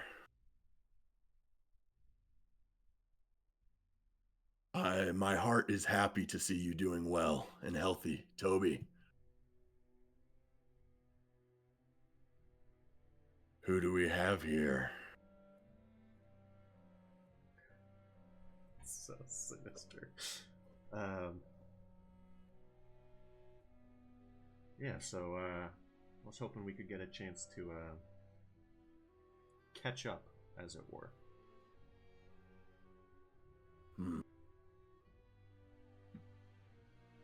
I'd like the chance to meet each of you. Get your names. You, points to Telperion. Who do I have the pleasure? It was Penry. What'd you say? Penry. Sorry, I can't hear your things not crisp. Meow. Perry. Perry. Perry. Got it. Perry. He greets you with a forearm embrace, and he doesn't let go. He taps you on the face, warmly, friendly, a bit too friendly, and sort of strokes your hair. Uh-huh. Drop the illusions, people, or we don't continue this conversation.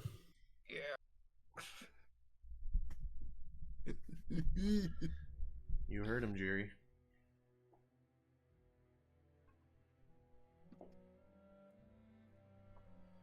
All right, fine.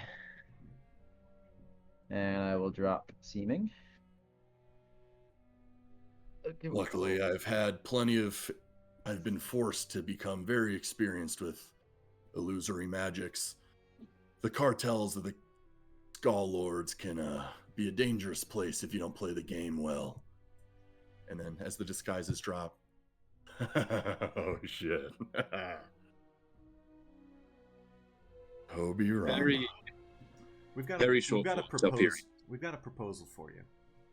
Tell me you did not just bring these foreigners.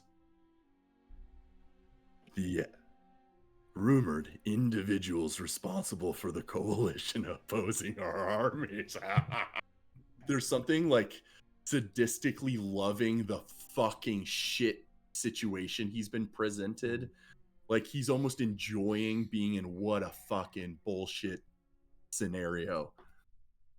Well, then I find myself in the precarious position of being truly and well fucked if I don't immediately turn over to the guards in this moment my one legitimate childhood friend and his comrades. Potentially. Fun stuff, Toby. Welcome home. I mean, that's only if you would be able to turn us in without us, preventing see you him from just, doing like, that. You see now visible just a coin in his hand. He's kind of doing the finger knuckle coin thing. And you've seen Toby Rama do this. You're not sure who taught who what, but it's distinctly a similar gesture. Oh, I don't pretend I could survive a bout with all of you. But I know I could bring the whole world down on you. Maybe I wouldn't live to tell the tale. I mean, But vice to this versa. proposal, what are you cooking, Toby Rama? Well, as I understand it from my parents, who, thank you for continuing to provide my father with some good, honorable work. I am grateful for that. And I'm grateful for our friendship. And what it was, was meaningful. But I don't intend to waste your time here. Ostenis has fallen back into the hands of the coalition, as has He looks Septalis. around real quick with almost like a grin of like, don't let the commoners hear you say that. As has Septalis. And I understand you've done very well for yourself. And I don't know that Yeah, I'm some would interested say in too seeing that. well. And I don't know that I'm interested in seeing all that come crashing down on you. This is likely the first stop on any sort of army marching into Durest. And I don't know that I love the idea of my home being assaulted. King Zavar is a bastard, a blight, Yeah, no shit. and, Good at what he does, though. and deserves to be wiped from the face of Eridon. I understand he's been very opportunist for your work, Ain't that the truth? and I'm Business not is so, booming. and I'm not so foolish as to come without offering something better in return. Oh my god, his eye. If you would hear us out, we have a very singular mission to venture into the capital. I'm gonna stop you right there.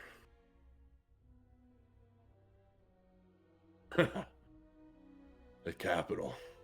If you help us get there, Hold your vouch for tongue, you. Toby Rama. A little bit of Mm. frustration and anger on that note.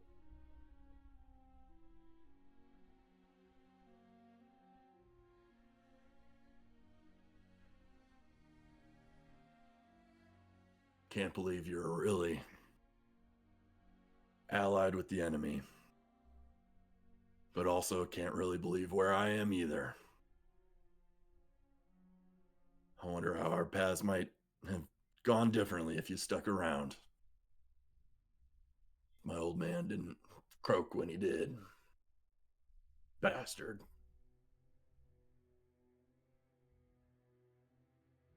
I'd like to believe I have some semblance of your influence left in me. And my father and mother. But I'm a different person now, Toby. This might not go the way you think. Zavar's a bastard, no doubt about it. But I've learned his game. I know how to interweave in this economy. Provide a lot of good work to a lot of good people.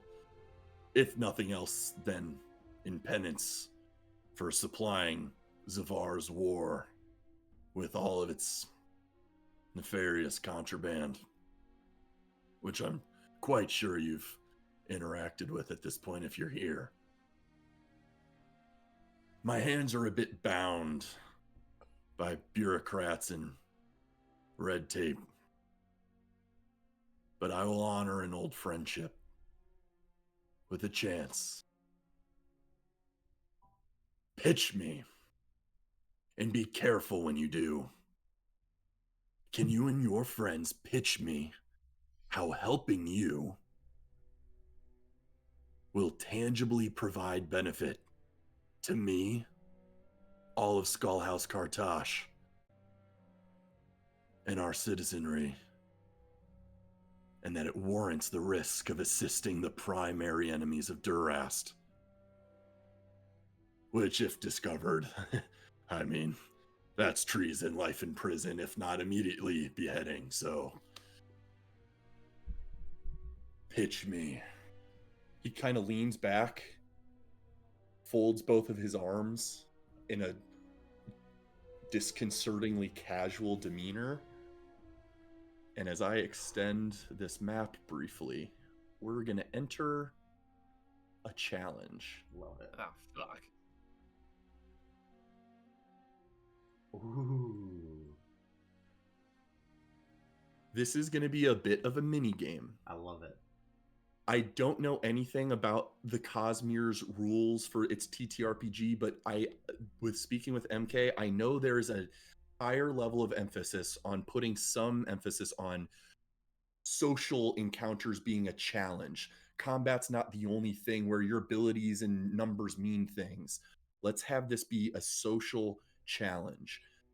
This is gonna, to make a terrible reference that I think does this disservice, this could become a minimal variation on Family Feud. There is a prioritization of topics that matter to Jay Kartosh that could be more or less successful, and they have different points associated with each topic. God. As you can see at the bottom, DCs for various checks are going to vary. If you guys get natural 20s on certain checks, you'll net gain an additional point in addition to the points associated with that topic. And then you can see at the very bottom, there's a points threshold here. You think if you're 0 to 5 at the end of this, good luck getting any version of assistance from this man, if not outright ratted out. 5 to 8, maybe some version of assistance, but a cautious, guarded assistance. And maybe 8 to 12, more meaningful assistance. Or even direction, access. I want each of you four are gonna get one attempt to do something, to narrate how you're interacting, using abilities, things on your character sheet. Give me an intent for how you want to cater your thoughts to trying to suss out a topic he cares about, blindly persuade him and hope it's a topic he cares about. There could be a lot of creativity available here. I would say the bare minimum is if you have a high charisma character, you could probably get away with a solid persuasion check just straight up. But is that a meaningful topic he cares about? Or is it just a miscellaneous topic that could be a point or two, but not a highly weighted point? Insight might be available here. Deception, if you don't trust your persuasion. Detect thoughts might be available here. Yeah. However you guys want to get creative, each of you is going to get one opportunity to put a topic on the board, and then I will reveal that topic and how successful it was. And your goal is to gather as many points as possible. Probably pretty vague up front, but once one person does it, hopefully successfully, maybe the points of it all will become a little bit more clear. Did we going back really quick, the stuff that Toby's dad delivered, that was just like a ledger or something? It was business accountings of of a property that Iron is involved in this construction work for one of Jay Kartosh's Skullhouse properties. Iron mentioned that a new barracks supply storehouse is going up, likely to house additional shipments, or maybe to house additional soldiers and such should they be needed here. But it's a new current construction project that's being worked on by Toby's father. So even that roulette is, you just sussed out a detail from your time here that could be relevant to Jay Kartosh, but how he prioritizes that according to other pieces, you're not sure. So if anyone has the ambition and desire and clarity to jump at the chance to do something first, you're welcome to. I will say, with Telperian's psionics, this can be a table talk conversation. If Toby insights something, you guys can shepherd around this information, be like, hey, I figured this thing out, but I'm going to use persuasion. So one of you guys use that nugget. This is a fairly open game, but it will come down to rolls and points to see how successful the venture is. Very cool. I can jump in. I have an idea. Okay. I'm probably not gonna do this all in character, but I will take out Moby 4. Moby 4 is currently not in owl form, but is in spider form, which is essentially just a miniature version of Alfie. And I will present it to Jay. Are we calling him Jay?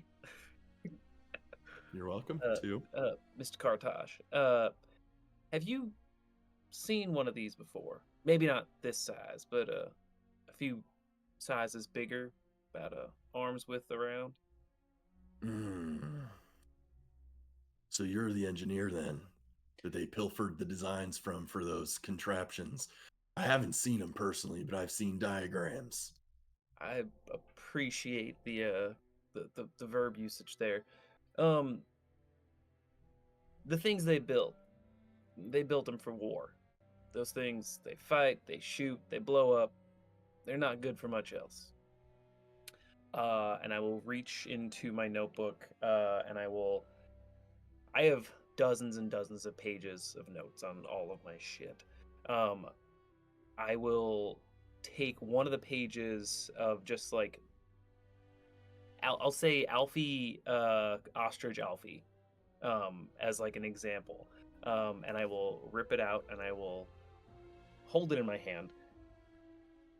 You work construction, you work all sorts of things. Those robots, they're meant for war. They're going to lose their utility once this war ends, which, whatever way it goes, I'm assuming it'll end soon.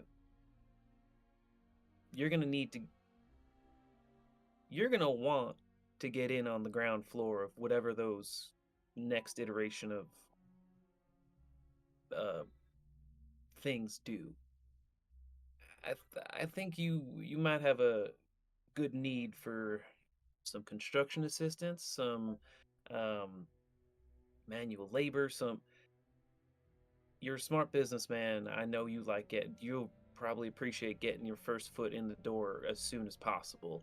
And I will hand him the part of the design, or I will go to reach out part of the design. These He'll guys, gesture, like almost like arrogantly assuming, I'm gonna take this now.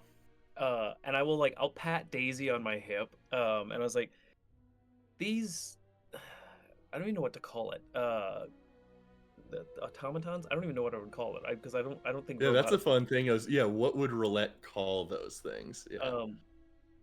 I think she would just like refer the colloquial these guys. I think these guys aren't meant 100% for war. They can do a lot more than just shoot fire and blow up in the middle of a street. They've got some utility that I think a smart mind like you could figure out a way to put them to use.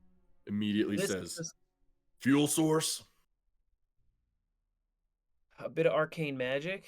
I'm not honestly truly not 100% certain how they're powering the other ones, but Simple Can I- coal engines might suffice better on a citywide scale, but Can I chime into one Alright. thing Roulette just said in between? sure. We're also going to have a look around the workshop in Daenor, where we'd be able to see some schematics that could explain how the current sources You'll are. have your turn, Elf. oh no, did my video freeze? Oh, Your yeah, video it did freeze momentarily. Awkward.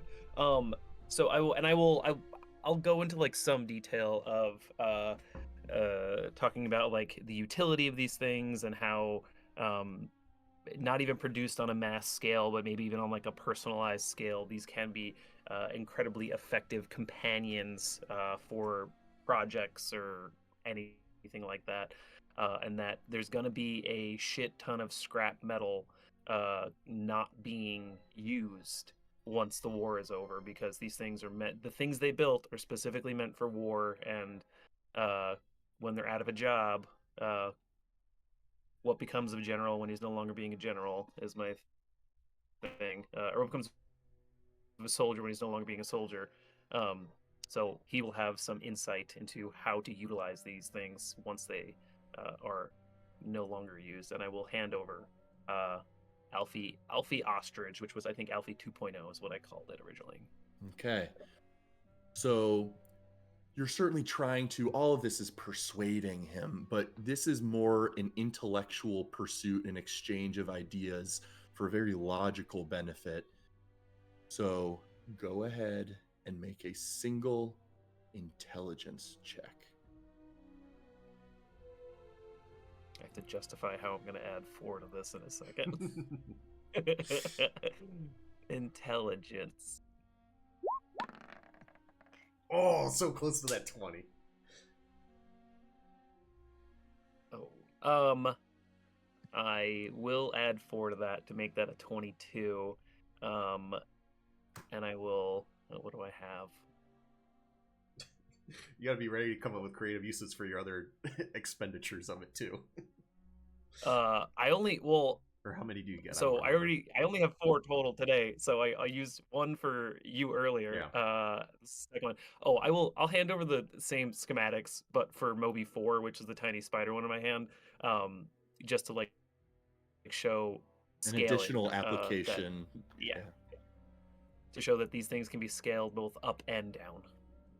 All right. This is perhaps relevant, minorly wait a second. compelling, and I will clarify. Wait. Yeah, sure. I meant this is the main reason I thought of this. My background as a character has to do with mass commerce because my dad owns a Absolutely. store, and the main thing had to do with like it was like I know prices and, like, Inventory management inventory- and yeah, your background. I'm actually glad you brought that up because your background is uniquely catered to commercialism in a Yeah. way that would be Capitalism. relevant. So I'm going to go ahead and give you advantage on that roll. That's what I was going to ask for. That is particularly relevant to the topic you're choosing to invest in. All right. So previous roll. I will keep the 22. Number 3, seemingly on his prioritization list, is infrastructural influence. For that, you have gained 3 points. So you guys are at 3 points so Fuck yeah, far. relax. Seemingly, there's 2 things higher up and a couple things lower down than that. A meaningful start. I'll take it. Does anyone else want to volunteer next? Sure. Oh yeah, you go, Tim. I'm still thinking. Yeah, Jerry, you got something? All right, Mr. Mr. Man. Mr. Man here. I am John Jerry Alljaland, as you know, but I have a new title, very political title. Talon Slayer. I've heard it. Yeah, yes, that as well. Yes, very powerful in that way. So if you ever need anybody killed, I can help you out with that. But that's not what I was mainly thinking about. I might take you up on that, actually. Keep going. A new position in Croatia, known as the Dawn. And with such a position, I would potentially have the ability, because eventually this Passes war... from one Genasi to the next. Hadn't even thought of that. No.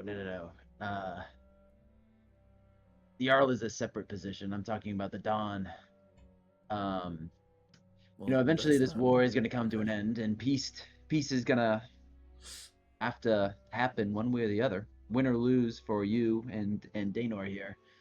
Eventually, peace is going to ensue, and your trade will resume between the two countries. I'm sure there hasn't been a lot of trade going on recently, and you seem to be like a businessman and might be interested in getting on the ground floor of potential new trade routes further south.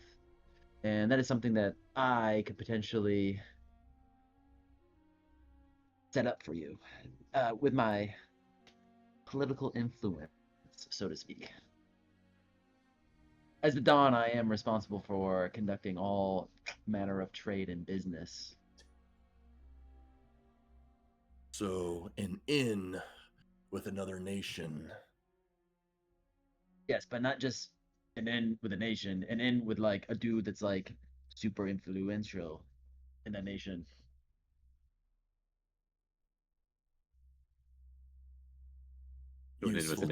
Useful to consider, I suppose. So, Jiri, unless you're interested in utilizing certain other features and stuff in your character sheet, at a bare minimum, are you looking for a persuasion check here? Yes. Okay, you're welcome to make your persuasion check. All right.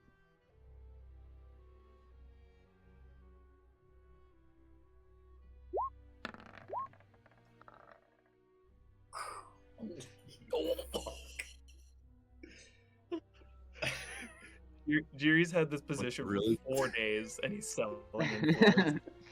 What's funny about this is when I reveal this, Sit at the bottom. Yes, I love it. I love that. But it gets us to 5. Miscellaneous persuasive topics, Not interested in trade at which all. which encompasses any number of categories that aren't the top 6 he prioritizes, get a minimum of 1 point. However, with your nat 20, it will get you 2 points at this time.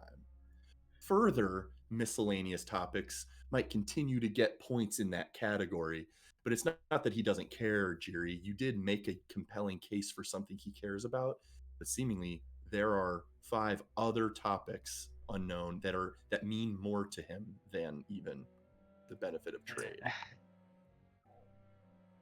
But still, a very compelling argument, and you being the position of Dawn next to the Queen, a newly sovereign nation again that was uniquely interesting to him. So you got 2 out of what should have been a 1-pointer. So well done. Can't believe you nat 20'd that.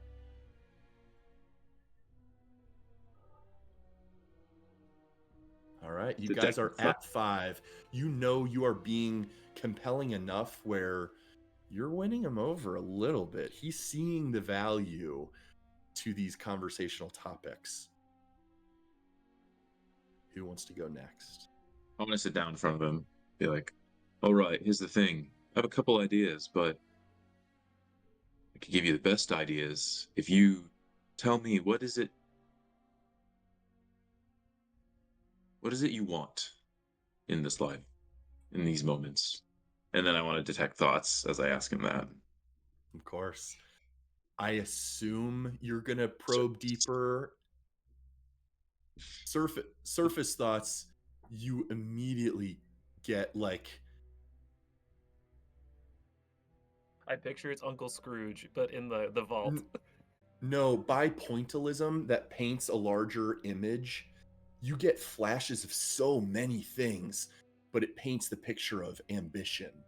This man wants to go places, wants to continue to grow and be more.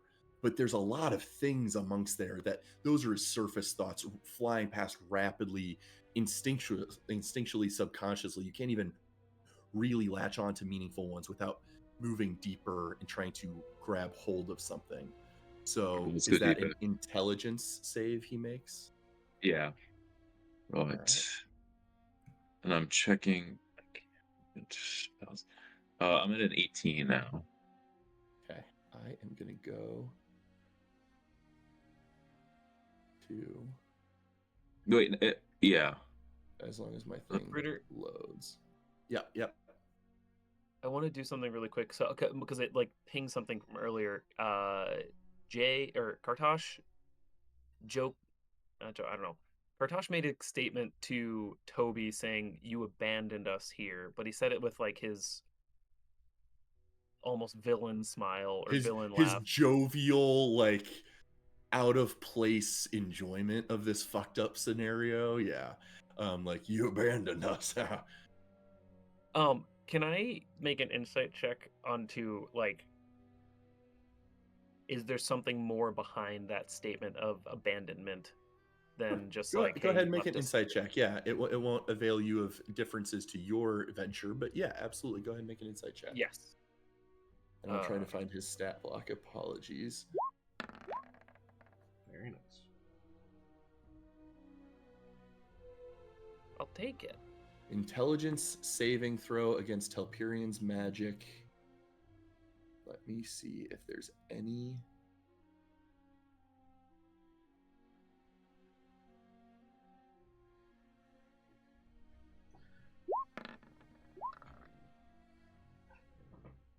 Pause.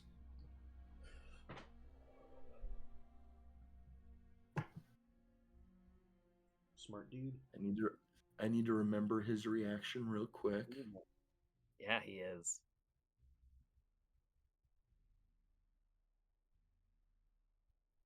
Fart That's what smella. I need a coin. Do any of you have a coin? I Why should do have you need a grabbed a coin? coin I have a D2. because of a thing. I have a D2, which is a I can coin. get one. All right. Determine for me which side is heads and which side is tails before you flip it, MK. So the Kraken is going to be heads, and the 1 is going to be tails. Okay. Telperion, as you probe this man's mind, that coin he's been kind of messing with in his fingers, he flips it up into the air. Tobirama, please flip your coin. Where'd it go? Jesus Christ. Cocked. Reroll. It's a coin. Yeah, how's it cocked? Tails. It landed on a pen. Okay. As it in the air, there's a minor burst of magic that emanates from the coin before he catches it, and then just goes back to his finger flipping thing. It was tails, so he does not get to roll an additional d8 on the save and instead, one random creature within 60 feet gains a d8. You guys don't know this, but 1, 2, 3, 4. I just determined you guys' array of 4. Wait, there's Who wants wait, to roll wait. a d4 real quick? it's a D6 because Kellen and Oh, that's what's his true. face? That's true. Yeah. I'll roll the Six. D6. Okay. It's still Telperion. So Telperion, you get a d8 that you can use on your next ability check, attack roll, or saving throw. In the Um, next six Perfect.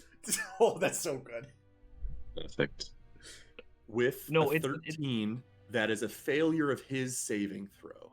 I know Telperion gets So to make you a check. you probe deeper, and Or in I will say,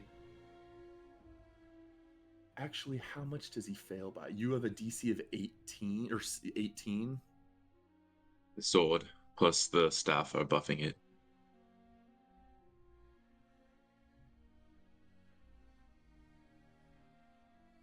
One, two, three, four, five, six. Telperion, roll a d6 real quick.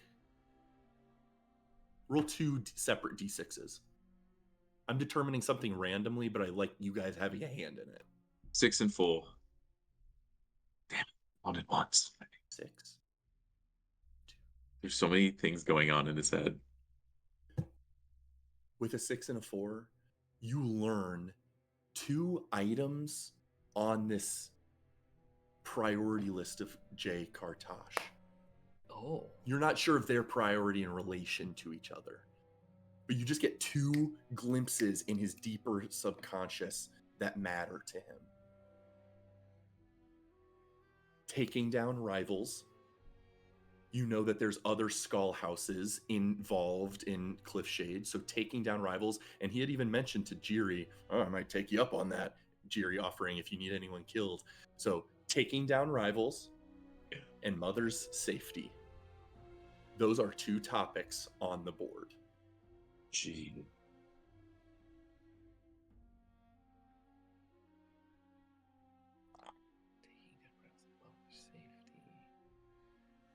Kurt, I got a 15 on that insight from before. I don't know if that Oh, on the abandoning. abandoning thing.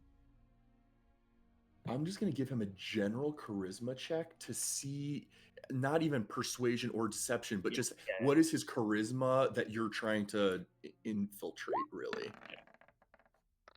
I'm going to say you don't know this man quite enough to latch on to.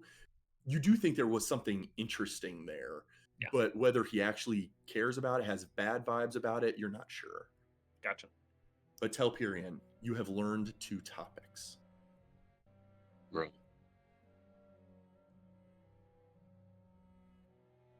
Is the thing.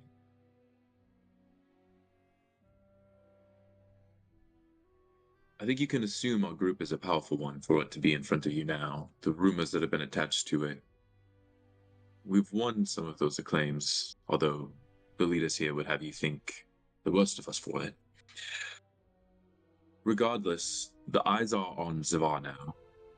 Our eyes are. And before we go, after we come back, we owe you quite a lot. So, I am curious, which houses ail you the most? Because with Zavar's downfall, the political and the commercial interests are going to change. And we can certainly help make sure your house is the rising and the other skull houses lack certain information, lack certain means, lack certain tools that we can provide. Any edges If you don't mind, against the other skull houses? is there like one person in particular that like when you rivals going down, like did I get a flavor of these rivals? Because I'd love to like rub it in a little of like I would say, know- based on loose conversation with Toby in anticipation of Cliffshade, general environmental understanding when you walk through, and now having this specific tangible point, you know that there are 3 major skull houses in Cliffshade. Skull House Kartash, Skull House Demir, and Skull House Mastul. I will throw those names in the chat, but but you know that there are 3 major players running the commerce of this city and trade and exports, imports through other cities' infrastructure too. So Kartosh, Demir, and Mastul. Twist the knife in a little more with this. Toby, can you send Kaltosh a quick message? I can, yeah. And I just want you to say anything that comes to mind. You want me to send a message like with my I want you to magic? send to him, yeah. I will say, I know you try to play it off. I was very sad to hear of your father's passing.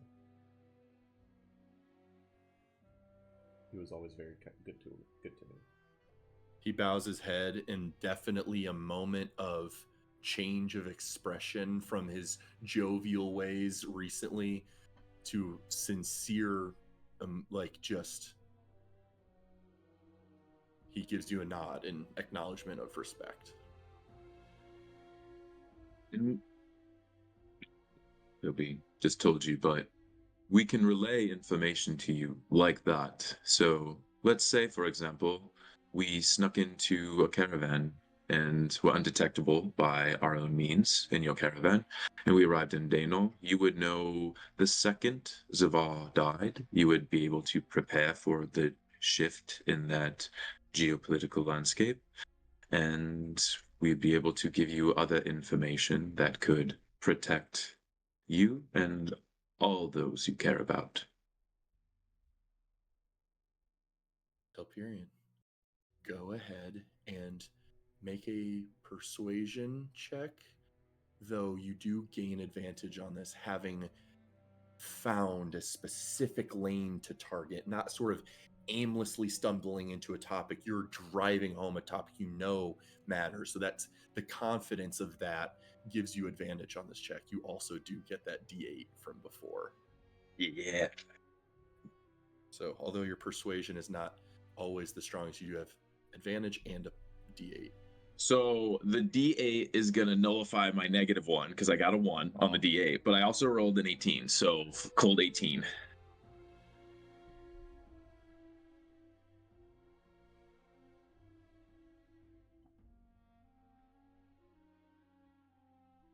Taking down rivals on the board.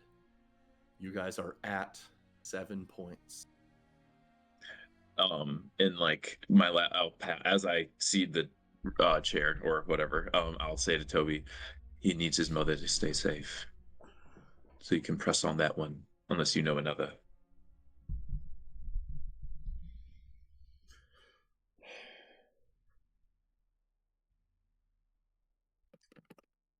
I was very interested in whether or not my name alone, my face alone, what that would mean to you.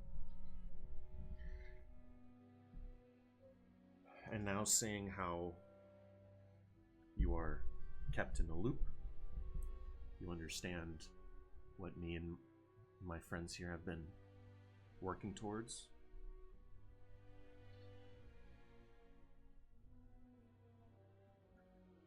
My parents still having their agency, still working, and you providing avenues of work for them. I will always remember that. And that you didn't immediately seize upon the chance to obtain a bargaining chip.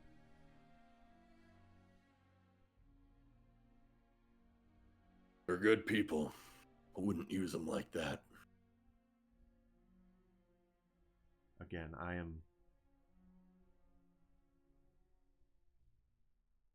whatever your relationship with your father, how it ended, what it means to you now. It meant a great deal to me to see some good up here in Shademore when I didn't really have any way of seeing that. So I've always remained grateful for your friendship and Lord Newbeck's welcoming nature to me, as well as your mother. You have not jeopardized the safety of my parents when you certainly had tangible things to gain from doing so.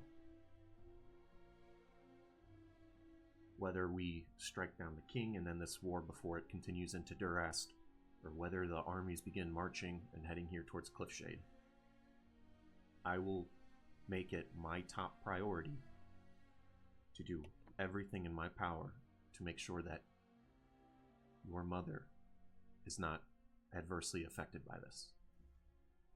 I will prioritize her safety as my number one priority, as gratitude for how you have continued to treat my parents. Toby Rama, as you are saying this to Skal Kartosh, your old friend Jay, the only topic not requiring a DC, an automatic success should you choose to go down this lane, and also the most important priority to him. Very successful adventure, which maybe you could have put together the fact that, oh, he lost his father, his mother's possibly still alive, he would want to keep that in place. But Telperian's die rolls giving that topic on the board too, this stroke of luck knowing to move on that topic here, and a single tear does start to fucking hell. And I also imagine this as like, I'm not interested in engaging with the jovial nature. I'm really trying to reach deep, and I'm like, you, whether it was specifically for my friendship or just because of them, you acted out of respect towards me and mine, and I will make sure the same is carried out to you and yours. You automatically have earned the points for that, but because it's such a meaningful topic to him for other reasons, go ahead and make a single persuasion roll just in case it avails you of a nat 20 to bump a point. Do this in roll 20. I have a +6. Nat 20 is the only meaningful difference there. Okay, that's totally fine. But with 11 total points, you are still in the highest possible threshold. Whether this man's a bad negotiator or you guys are really good at what you're doing, you see the impact of what you guys have accomplished here. And he says,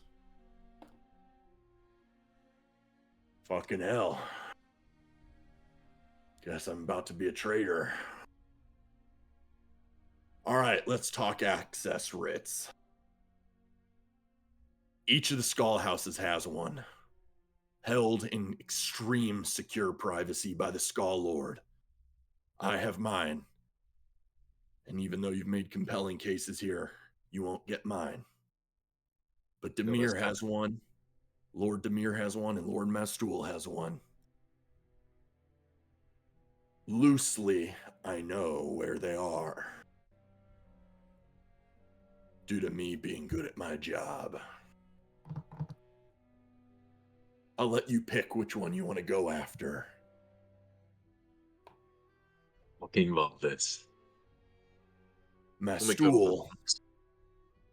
Mastul's an old grump of a man, but he's a powerful arcane practitioner. He commands a couple spell riders that are here in the city. More specifically, in recent history, there's been some increased activity up in the mountains. He's been doubling down on mining efforts in a particular path. Interesting enough for Zavar to have sent over Koda's replacement, who's here in the city also. Some weird fuck this guy I swear to God, he's 500 pounds, massive Lokathaw, this huge fish person, calls himself Ban Bar Bar, rides a purple-winged manticore. He constantly oversees the ongoings up in that mining site. Mastul generally keeps his writ on him via a small necklace that's actually a magically made miniature treasure chest that houses his writ, or so I have confidence to believe. However, that area is heavily surveilled and patrolled.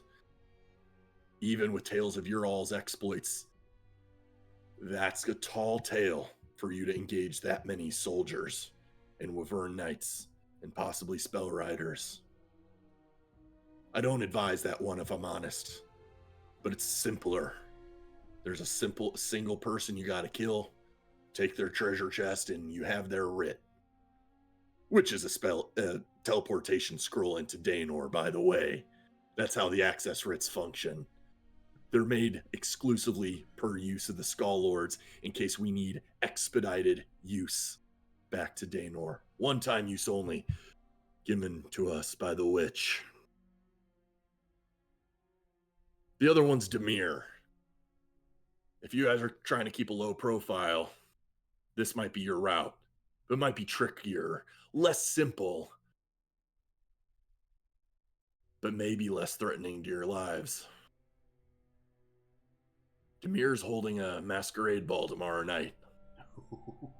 He does this once a month. It's so gaudy. I don't subscribe to the bullshit, but I obviously always send some of my own into the mix.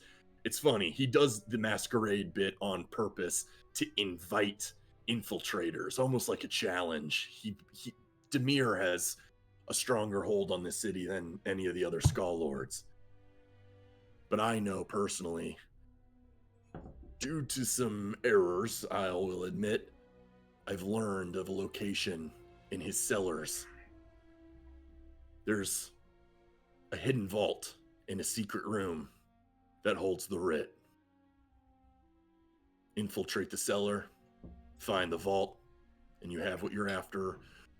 Ideally, with dispatching a couple guards, I imagine traps on the way, but nothing so large as a Talon and a swath of Durastian military pounding against you and raising a stink in the city.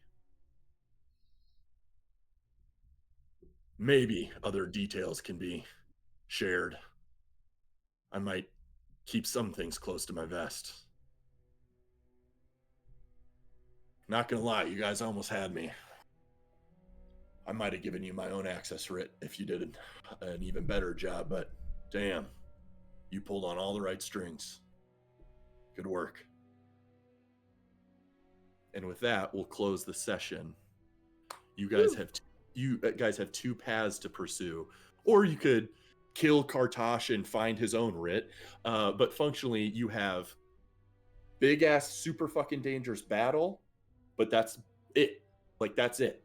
Big battle, kill the mage, get the thing, you win. Use the teleportation scroll. Or infiltrate on a more subtle approach. There's a cellar you guys will have to navigate through. I'm divulging miniature dungeon.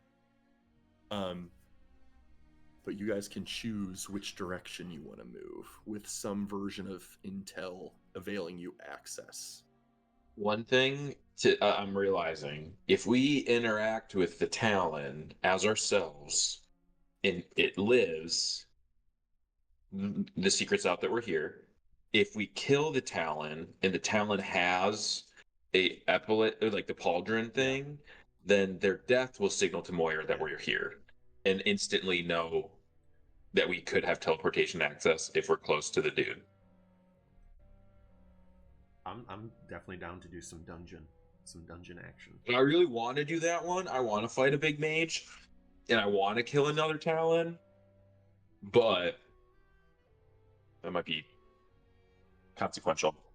Also, in case it wasn't abundantly clear, shout out Jiri /Tim for Ban Bar Bar, It was always my intent upon that long ago high jousting maneuver that whoever won that was going to be whoever Talon dies first was going to be their replacement. Wow.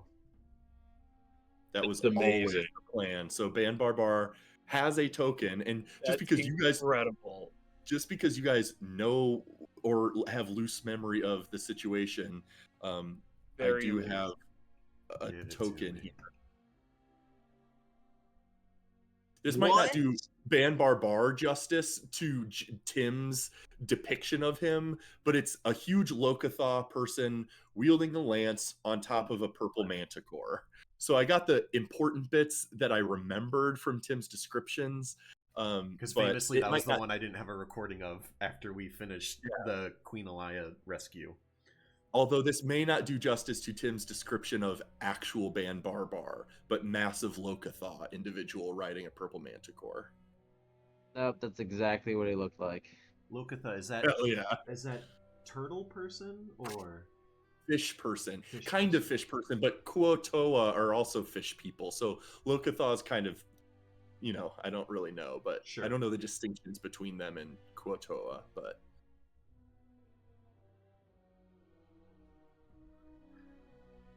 yeah,